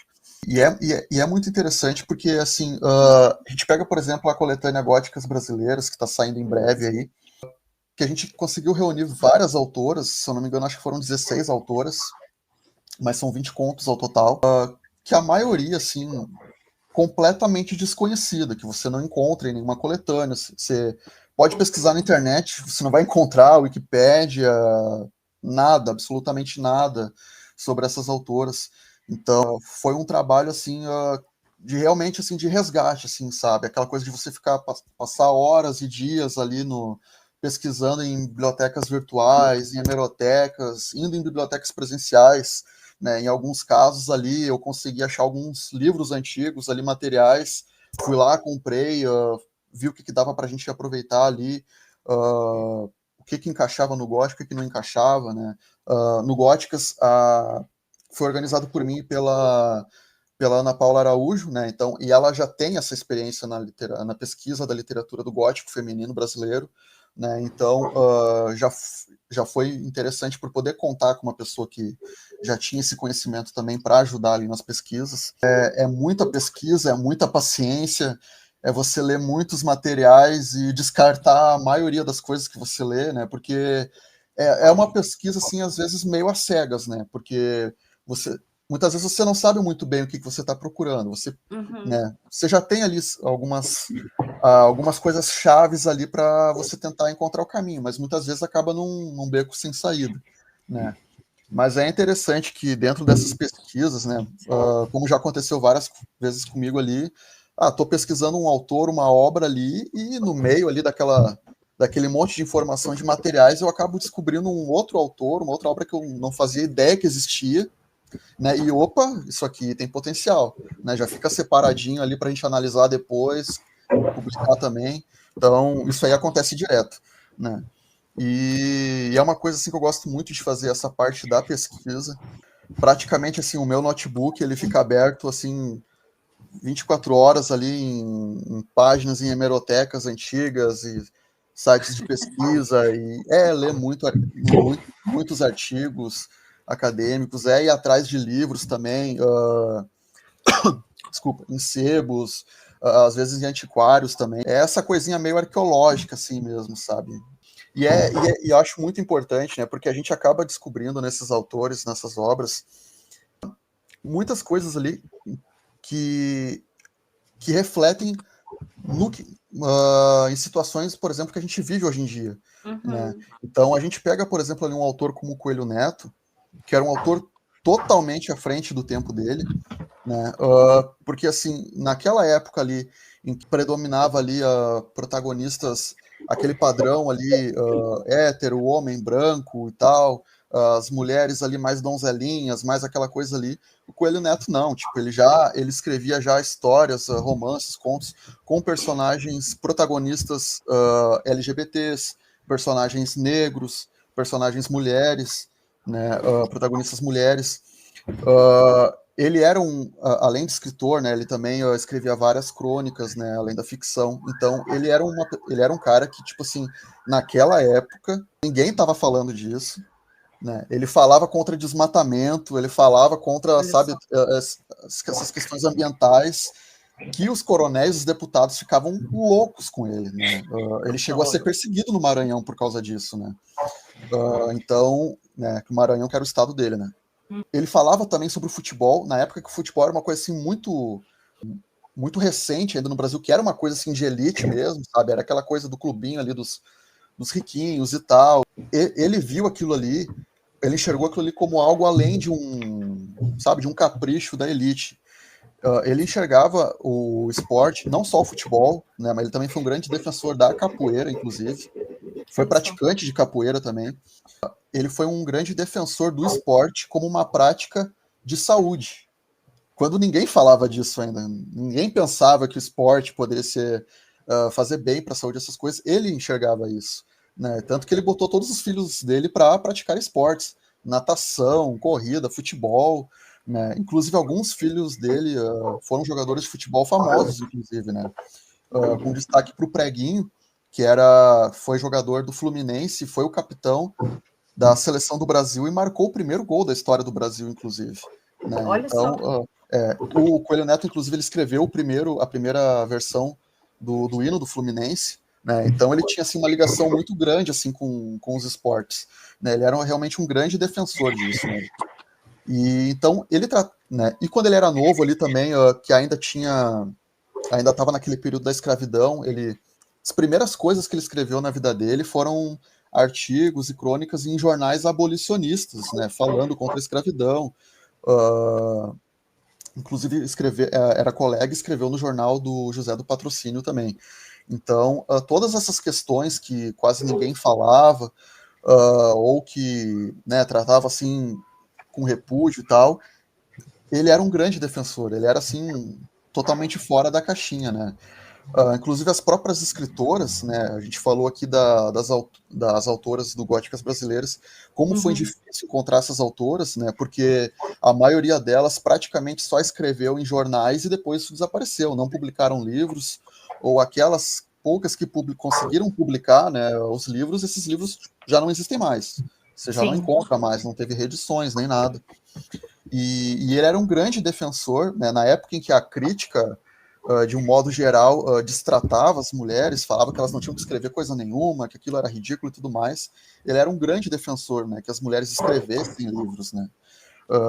Apoiava várias delas, né. A Carmen Dolores, por exemplo, ele escreveu, né, ele já era um autor consagrado na época, né. Vale dizer que o Coelho Neto ele chegou a ser mais famoso e mais lido do que o Machado de Assis. Então ele era tipo assim o top, assim, o best-seller da literatura brasileira daquela época. E aí ele chegar e escrever textos de apresentação em livros dessas autoras, elogiando elas e tudo mais, né, dava aquele todo apoio assim que muitas vezes elas não recebiam, né, da crítica de outros escritores também. Né? Inclusive ele e a Júlia Lopes de Almeida, né, eles eram muito amigos. Foi ele que fez o discurso de posse dela numa academia literária, não foi a Academia Brasileira de Letras, né, que não aceitou ela, foi outra academia, que eu não lembro agora qual foi, deve ter sido a Carioca, mas eu não tenho certeza. E inclusive as duas famílias, né, do Coelho Neto e da Julia Lopes, são muito amigos até hoje, né? Eles têm muito contato até hoje. Então, isso é uma coisa assim muito legal, né? Então, e todas essas questões, né, que tanto Coelho Neto quanto essas autores escreviam também, né, outros autores, a gente vê muitas dessas coisas respingar hoje na nossa atualidade, porque muitos desses temas eles parecem que continuam atuais, né? Quando você fala de racismo, da violência doméstica, né, da corrupção na política, você para e lê, tá, mas parece que o cara escreveu isso aqui mês passado, né? Porque é tanta coisa que a gente ainda está vendo, né? Principalmente nesse momento ainda que a gente ainda tem muito respingo, né, desse obscurantismo aí que a gente enfrentou nos últimos anos, né? Então acaba se tornando, né? Tem aquela coisa que se fala que a gente tem que ler os clássicos, ler a literatura contemporânea para entender o presente, né? Mas muitas vezes essas obras obscuras, a própria literatura fantástica, eu acho que pelo próprio fato de utilizar esses elementos fantasiosos, eles tinham mais liberdade, tinham e têm até hoje, né, para tratar desses temas, seja como alegoria, ou seja de uma forma mais direta, que muitas vezes eu acho até que são melhor trabalhadas do que num romance mais realista, que às vezes acabam até ficando assim meio ultrapassados, né?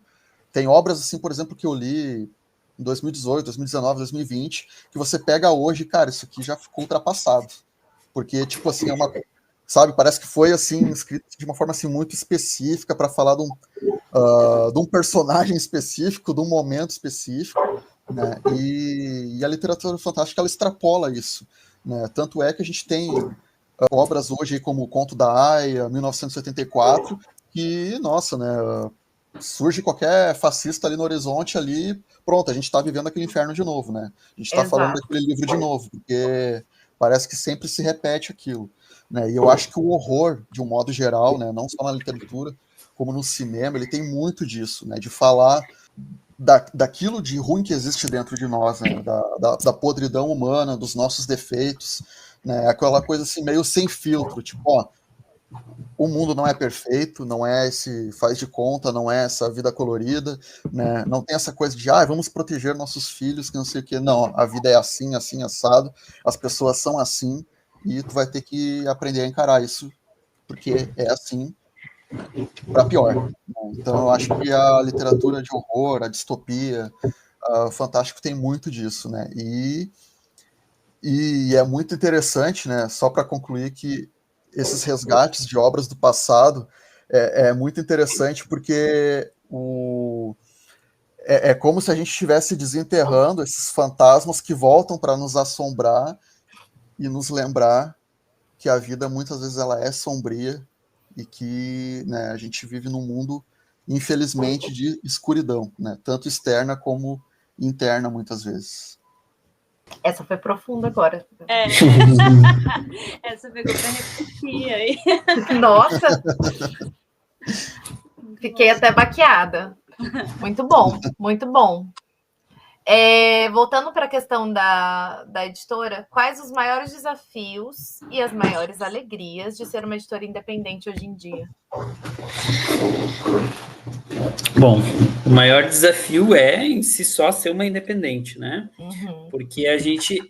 São muitas coisas dentro de uma editora, são muitos trabalhos ao mesmo tempo, né? Então, a gente tem que criar os projetos, os livros, a gente tem que desenvolver as campanhas de financiamento, a gente tem que divulgar, né, fazer marketing, né, porque sem marketing as pessoas não chegam ao livro, né, sem divulgação os livros não chegam aos leitores. E enquanto a gente está fazendo todo esse papel externo, né, ao mesmo tempo a gente está ali trabalhando no texto, trabalhando na diagramação, trabalhando na capa, né, então são muitas tarefas, são muitos trabalhos acontecendo ao mesmo tempo. E sendo uma editora independente, significa que nós somos uma empresa pequena, com uma estrutura pequena, com poucas pessoas, né? Hoje a gente tem uma equipe colaboradores bem maior do que há um tempo atrás, né? Mas, basicamente, quem está ali no dia a dia fazendo é eu e o Ismael, e agora nós temos a Carol também, que cuida da parte da logística e da comunicação. Então, tem o Lucas também, que trabalha na parte do comercial, assim, mas basicamente é ali 3 pessoas fazendo o trabalho do dia a dia e outros colaboradores, né, fazendo outros serviços para a editora.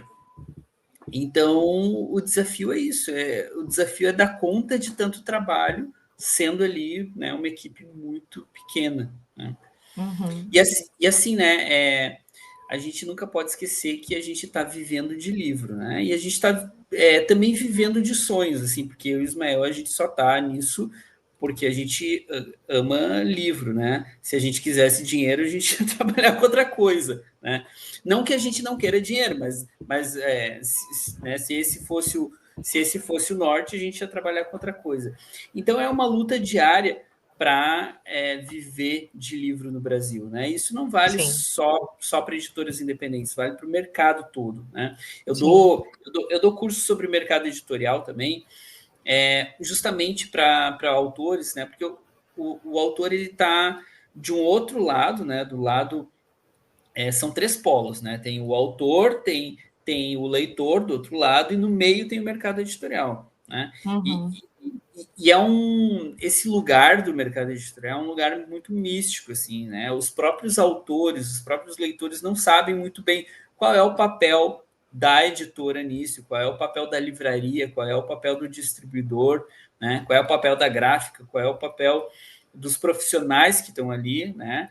Então, por exemplo, isso vai gerar desconhecimentos, por exemplo, dizer que o livro está caro, né? Que o livro é caro. Comparado ao quê, né? Aí, quando a gente entra para entender como é que funciona o mercado editorial, vai ver que não tem sentido dizer isso, né? Mas as pessoas falam e repetem porque elas estão num polo e não estão vendo, né, o que tá acontecendo ali. Então, é muito isso, assim, né? E a gente tem muito profissionais precarizados justamente por isso, né? Porque a gente tem uma ideia de que acessibilidade ao livro significa simplesmente pagar menos na Amazon, né? E a Amazon, como um sistema predatório, também envenena esse ecossistema do livro, né? Então as pessoas estão acostumadas a ir lá e comprar livros com 40% de desconto, depois elas não querem mais pagar o valor que o livro vale realmente, né? E isso não é não é o problema do livro, não é o problema da editora, é o problema de um ecossistema que se viciou nisso, né? Então é muito difícil lidar com isso todo dia, porque a gente está falando, claro, aqui na live a gente está falando de literatura, a gente está falando daquilo que a gente gosta, mas a gente não pensa que para chegar na literatura, para chegar no objeto livro, a gente está falando de um processo industrial, né? A gente está falando do trabalho de muitos profissionais, né? Então empilhar pratos todo dia para que isso funcione, para que lá no final do funil o livro chegue na mão dos leitores, né? E as alegrias? As alegrias, as alegrias é quando tudo isso funciona, né? Quando tudo isso funciona e a gente recebe esses retornos dos leitores de que realmente funcionou, né? Por exemplo, o clube, por exemplo, os resgates que a gente faz, né? Particularmente, assim, né, internamente, eu e o Ismael, a gente tem muito essa alegria de descobrir coisas novas, né? O Ismael, né, tu não vai acreditar no que eu descobri hoje, né? Daí eu já vou meio desconfiado, assim, né? Vamos ver se ele vai me trazer bom ou não, né? Daí a gente discute ali e tal. E aí, quando a gente se dá conta, assim, de que a gente, né, tá com uma batata quente ali na mão, é muito gratificante, assim, né? Daí, nossa, vamos trabalhar nisso, então, porque isso aqui vai ser, né, os diferenciais, né? Por exemplo, vocês quando fizeram Frankenstein, estão fazendo, né, a campanha do Frankenstein, vocês falaram, a gente não quer só mais uma edição, né? Se a gente vai fazer para fazer uma coisa diferente, né, de que todo mundo está fazendo. Então, é muito legal isso, assim, né? A gente sente da parte de leitor, a gente vê essa preocupação de vocês, né? Porque assim, ideias de projetos originais de livros chegam para nós o tempo todo, mas a gente tem muito esse cuidado de pensar, tipo, o que é a nossa cara, né? Qual projeto tem a cara da Grifo, o DNA da Grifo, sabe? Então, eu acho que quando a gente descobre isso, é muito gratificante para nós, né? A gente tem, assim, como o Daniel disse, né? A gente tem toda essa questão do trabalho do dia a dia, né? São várias coisas ali para resolver problemas, as situações cotidianas da editora, né?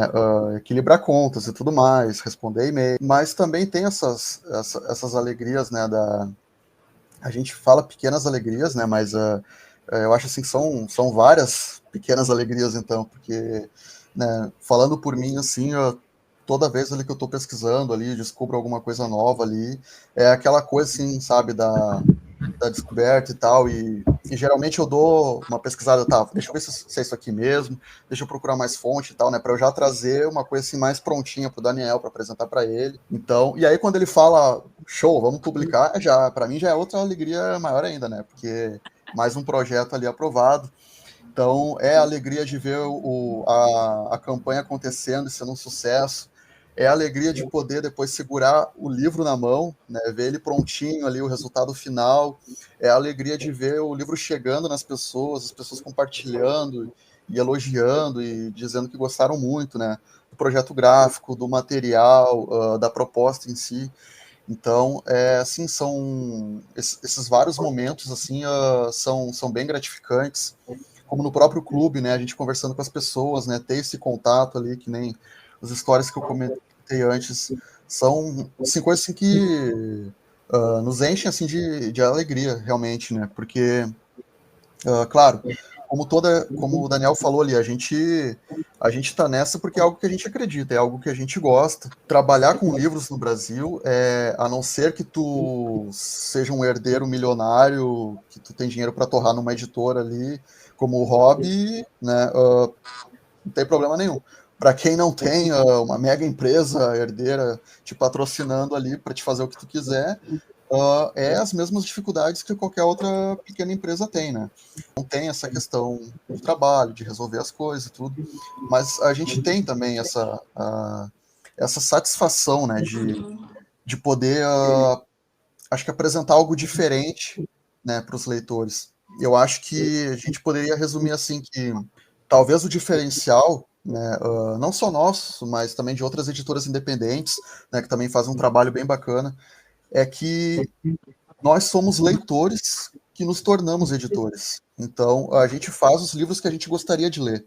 A gente faz os livros que a gente gostaria de publicar, né, e com todo o carinho ali que a gente tem pelo livro, pela obra, né, e que a gente quer que os leitores sintam a mesma coisa, né. Então, eu acho que dá para dizer que tem muito disso, né. Eu acho que o principal diferencial, talvez, seja esse, né, de pensar. Claro, né, tem toda a questão de responsabilidade de pensar como um editor, mas a gente também, né, nós também somos leitores. Então, a gente está nessa para publicar livros que nós gostaríamos de ler. E há um detalhe muito importante, além de leitores, e eu acho que isso é um fator muito importante, nós trabalhamos também como fãs, né? Nós somos fãs. Então, por exemplo, existem projetos de coisas que a gente realmente é muito fã, né? Por exemplo, autores.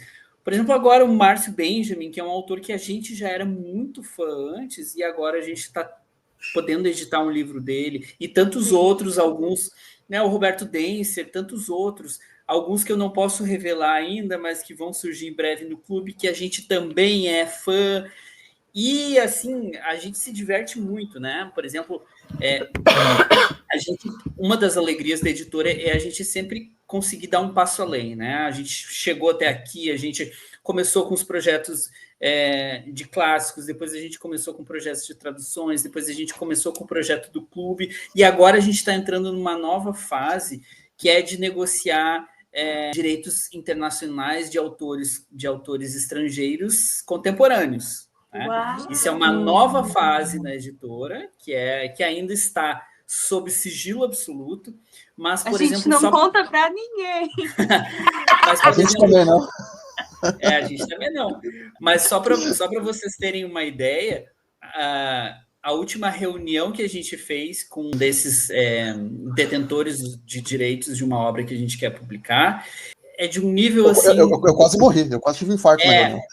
É de um nível assim que a gente é realmente muito fã e a gente está tendo a possibilidade de chegar até essa obra, até essas pessoas, de um jeito assim que a gente passou o dia inteiro se preparando para essa reunião, entendeu? E a gente achou que a gente ia ter um colapso depois da reunião, de tão grandiosa que foi. Eu assim. acredito. Então, são essas alegrias que a gente tem diariamente, assim, né? Legal. E aproveitando o ensejo, então, a gente vai se encaminhando para o final. Contem aí quais são as novidades, coisas que vem né? Se der spoiler. A gente vai perguntar. As que a gente pode contar, né? Campanhas rolando também, fala aí para o pessoal. A gente querendo entrar no clube, também fala como que pode entrar no clube, enfim. Bom, então o pessoal que não conhece o clube ainda, que está conhecendo, vai lá em catarse.me/Clube Sexta. Aí é só se inscrever, é R$35 por mês, então um valor super acessível, né? É um valor fixo, e aí a cada 2 meses recebe o box com o livro, né, do mês, com vários brindes, então marcador, postal, pôster, né? A gente tenta a cada box fazer brindes diferentes, né? E é sempre um autor de horror, suspense, contemporâneo e inédito. Não, nem todos são inéditos, porque, por exemplo, o Paralisa foi uma reedição, né? Tem outras reedições também que a gente vai trabalhar, mas geralmente são obras inéditas, né? O livro da Bruna foi inédito, o livro do Márcio Benjamin é um livro inédito, né? Então, quer dizer, é uma oportunidade de conhecer autores novos ou obras inéditas de autores que já são consagrados, né? Então, a ideia do clube é isso. Vai lá em catarse.me/Clube Sexta e se inscreve. Tem lá todas as regras, tá? Então, leiam bem as regras, porque assim, às vezes o pessoal fica confuso. Mas quando é que eu vou receber o livro? Aí eu paguei tal mês e no outro eu não paguei. Como é que eu faço, né? Então, leem bem as regrinhas lá. Se ficarem na dúvida, podem mandar um e-mail, mensagem para nós que a gente esclarece, né? E é isso.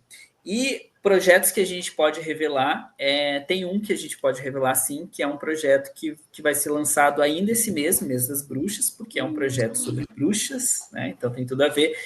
Nós vamos lançar no dia 31 de outubro agora, e é um projeto sobre bruxas brasileiras. É um livro de não ficção, né? É um livro de resgate histórico, onde a autora, que é a Gilmara Cruz, uma historiadora, ela resgata o perfil de mulheres reais que foram acusadas de bruxaria e feitiçaria pela Inquisição no Brasil. Então, são vários, eu não lembro se são 5 ou são 7 perfis de bruxas e feiticeiras reais que foram perseguidas no Brasil. Né? Então, é um projeto muito bacana e a gente vai lançar agora no dia 31, então fiquem ligados. O pessoal já está pirando aí, né? Opa! Eu tô pirando aqui, mas eu tô me contendo. Falou em bruxa, eu tô dentro. Sim, demais. Muito legal. Só? Tem a Frankenstein, eu não sei falar. O Frankenstein. Tá rolando ainda, né? Que já tá em 200% da meta, assim, estourou tudo, né? Maravilhoso. Ele tá atualmente, deixa eu ver aqui, em 206% da meta. Já subiu. Antes da live tava 205. Não sei se Ismael quer falar um pouco da nossa edição de Frankenstein, mas o projeto de financiamento vai até o dia 27, tá? Então, até o dia 27 vocês podem apoiar o Frankenstein lá, a nossa edição do manuscrito original, que é uma edição diferente de todas as outras, não é melhor nem pior, não é certa nem errada, só é uma edição alternativa, né, de um texto super clássico, né, onde a gente vai retirar todas ali as inserções do marido da Mary Shelley e deixar só a voz dela, né, a voz original dela, no momento que ela escreveu o manuscrito do Frankenstein, entre outras várias, né, peculiaridades dessa edição. Então, se interessou, entra lá no Catarse e apoia, e aí já fica de olho, né, esse projeto acaba dia 27, no dia 31 já entra esse das bruxas, então fiquem de olho. E se inscrevam no clube. E falando um pouquinho mais sobre esse projeto do Frankenstein, só para situar assim, melhor o pessoal que não conhece, quando a gente fala ali a respeito, né, de remover essas inserções do marido dela e tal, né, o que aconteceu, né? Só para contextualizar aqui a questão. O Frankenstein, né, a Mary Shelley escreveu esse livro entre 1816 e 1817. Uhum. E foi publicado, né, a primeira edição em 1818. Essa versão que foi publicada, ela passou por uma revisão e uma edição do marido dela, que era o Percy Shelley, né, um poeta famoso da época. E nessa edição, né, ele fez ali o trabalho de editor, mexeu em algumas coisas e tal, e fez algumas mudanças também, que, no entendimento dele, no olhar dele, tornariam a obra melhor, né, ou mais de acordo com o gosto ali, o estilo dele. Beleza. Todos os livros na face da Terra passam pela mão de um editor, passam pela mão de um revisor, muda uma coisinha ou outra, com, né, a anuência do escritor, né? Não pode mudar nada sem o escritor permitir. Então, a gente não está dizendo que esse livro foi censurado. A gente não sabe, não tem como afirmar isso. Né? A Mary Shelley pode ter olhado e beleza, vai isso aí mesmo. Só que esse manuscrito, né, da forma como ele foi escrito, tem particularidades, tem diferenças entre a forma que a Mary Shelley escreveu e as alterações que o Percy fez, né, que pode ter sido ou não com a concordância dela. Isso aí a gente não sabe, não tem como saber. E também não é questão. Mas, assim, a gente percebe, né, foram muitas alterações, né, no texto. O que a gente percebe é o seguinte, existem mudanças na personalidade de personagens, né, algumas alterações que mudam a personalidade de alguns personagens, termos e questões ali que são totalmente, mudam o sentido, porque o que acontece? A Mary Shelley, ela era uma mulher que perdeu a mãe muito nova, que perdeu a mãe praticamente assim que nasceu, e isso é uma coisa que marcou muito ela durante toda a vida dela. Né? Ela carregou essa coisa da mãe dela ter morrido quando ela nasceu para sempre, assim. Então ela sempre foi muito influenciada por essa memória da mãe dela. E ali mesmo nova, ali com 17, 18 anos, ela já tinha passado por muita coisa, já tinha perdido a mãe, já tinha perdido um bebê, né? Já tinha visto mortes, já tinha perdido pessoas, já tinha passado por desafios, a humilhação de ser criticada, questionada por se envolver com um cara casado, que era o Percy Shelley e tudo mais, né, por aquela sociedade daquela época ali, que era super julgadora e conservadora. Então, muito do que a Mary Shelley coloca no texto dela é muito uma coisa, assim, um olhar de uma mulher, assim, um olhar feminino, feminista, um olhar de filha e um olhar materno. Coisas que só uma mulher, e que passou pelas coisas que a Mary Shelley passou, poderia ter escrito. Algo que o Percy ou qualquer outro editor homem não ia entender, porque ele não passou por aquelas coisas. Né? Inclusive, então, a mãe da Mary Shelley era uma intelectual da época que estava ligado a uma ideologia proto-feminista. Então, ela já vinha de família refletindo questões que estavam muito à frente da época sobre a questão, né, da mulher, do papel da mulher. Então, isso inevitavelmente está na escrita dela. Né? Exatamente. E aí, fora outras mudanças ali que foram acontecendo, o final também tem uma certa diferença ali em relação ao destino da criatura. O que a gente está trazendo é esse manuscrito original, né? Que a gente tem esse manuscrito original, que a gente tem ali o texto original escrito pela Mary Shelley, tem os trechos dela que foram riscados pelo Percy, e aí tem as inserções dele escritas ali, né? Isso foi o que foi publicado em 1818 na primeira edição, né, e que se prolongou ali nas outras edições e tudo mais. O que a gente está trazendo pela primeira vez em português, e acho que não foi traduzido para nenhum outro idioma também, é o manuscrito original, tal qual ela escreveu, né, resgatando os trechos dela que foram cortados, modificados, eliminando as inserções do Percy, que vão aparecer só em notas de rodapé, né? Aliás, vai ter muitas notas de rodapé, né? Porque vai ter muita coisa ali sendo explicada, identificada. Isso aqui, esse trecho aqui da Mary Shelley tinha sido cortado pelo Percy na primeira edição. Isso aqui foi o que o Percy tinha escrito na primeira edição.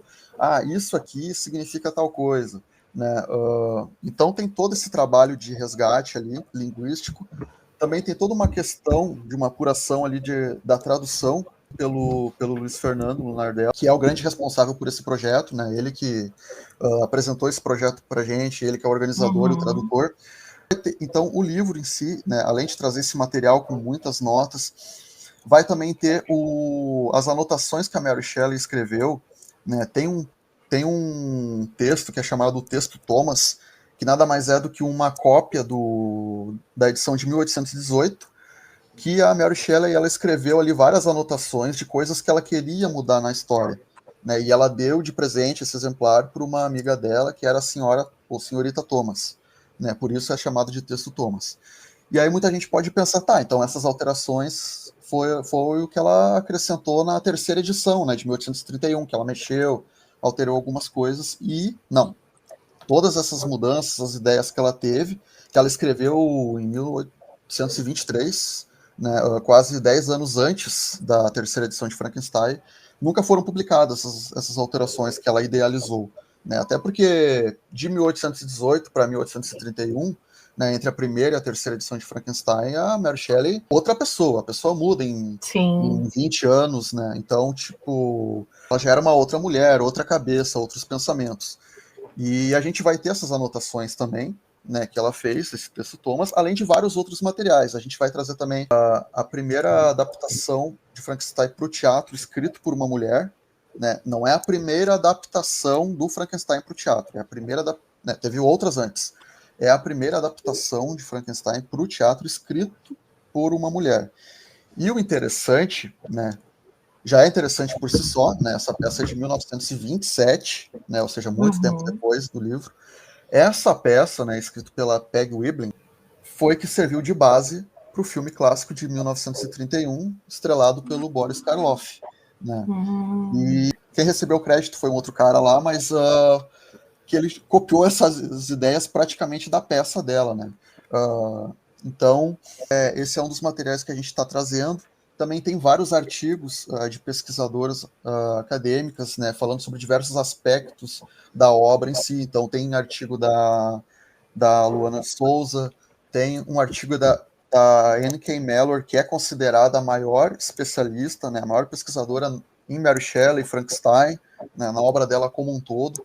Então, ela cedeu um artigo para a gente publicar na nossa edição, e ela vai escrever um artigo inédito para ele também. Inclusive, lá fora, ela é, né, como eu disse, ela é considerada a maior especialista em Frankenstein, então lá fora, praticamente todas as edições de Frankenstein têm textos dela, né? Aqui no Brasil ela é completamente ignorada, né, nas outras edições, mas a gente vai ter texto dela aí também. Tem um texto também do Andrew Santos, né, trazendo aí uma releitura queer do Frankenstein. A próxima meta aí que a gente está em busca vai trazer um texto da Nicole Witter, que é pesquisadora e escritora, né, que vai trazer um texto aí falando também sobre o impacto, né, a influência do Frankenstein na ficção científica. E, né, teve outras metas aí que a gente divulgou hoje, recompensas, que se a gente atingir, vamos incluir ilustrações também originais, aí, inéditas, da ilustradora a Ímpar, né, que também é conhecida aí pelo perfil Plante Meus Ossos, que é uma baita ilustradora, né, um trabalho assim lindíssimo, e que aceitou e topou participar com a gente desse projeto. A gente está muito feliz aí por essa parceria, e que com certeza vai deixar a edição ainda mais bela ainda, né, do que ela já é. Então tem todos esses materiais inéditos, tem toda essa questão histórica envolvendo esse manuscrito original da Mary Shelley, né, Então, como o Daniel disse, não é questão de a gente não quer fazer a edição definitiva de Frankenstein, fazer a melhor de Frankenstein.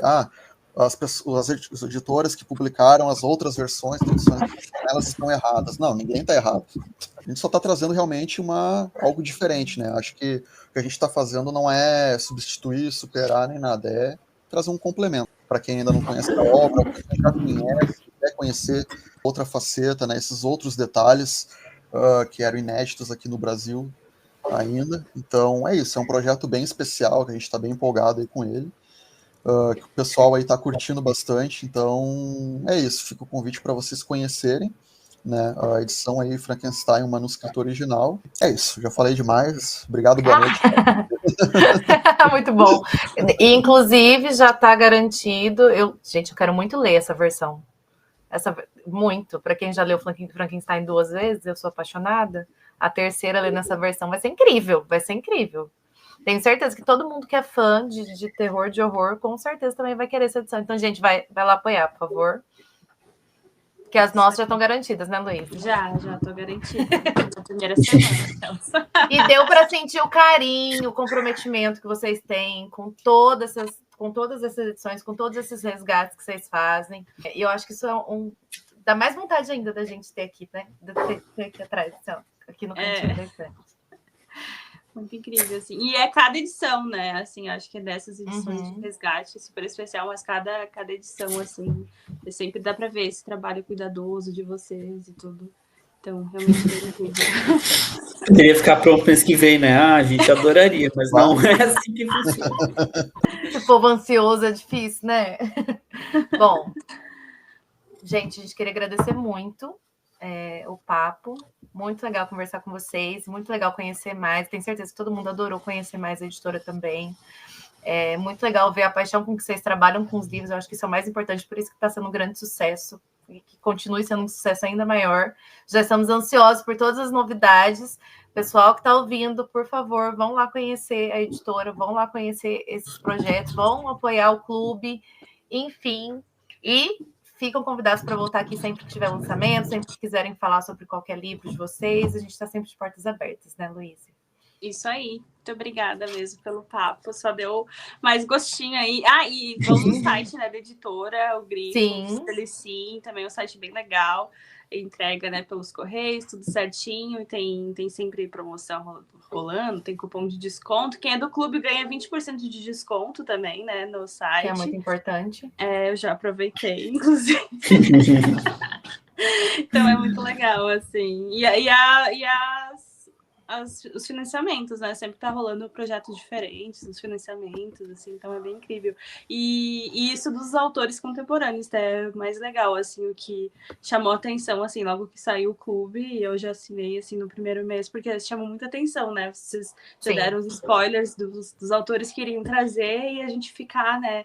Conhecer essas pessoas novas, né? Tipo, da Bruna, eu virei fã já da Bruna e a escrita muito, né? É o primeiro romance, mas não, né? A escrita dela é fantástica, assim, né? Muito, muito boa mesmo. Então, a gente também poder confiar na editora, né? Que realmente tem esse trabalho, os escritores que trazem. E o mais legal é que os autores estão lá no grupo, né? Então, vocês estão lá no clube e tá lá a Bruna Correia, o Roberto Denser, né? Interagindo com vocês. É muito legal. Que organiza as leituras coletivas também. Ela faz tão bonitinho lá o cronograma para ninguém seguir. Eu sempre sou por último. Eu sou Rubinho Marquelo. Eu sempre acabo atrasada. Mas tem gente que lê em um dia, né? Mas ela sempre tá lá fazendo faz o cronograma. Muito legal. E, enfim, muito, muito especial mesmo. A gente agradece mais uma vez o convite. Foi ótimo falar. A gente sempre adora falar sobre livros, né? Então, muito obrigado. Muito obrigada, gente. Obrigada a todo mundo. Pessoal, foi bem legal. Obrigada a todo mundo que ouviu a gente até agora. E até semana que vem, galera. Beijinho. Beijo, tchau, gente. Tchau. Obrigada, meninos. Tchau. Até mais. Até mais. Boa noite. Você ouviu o Literatura Sem Frescura.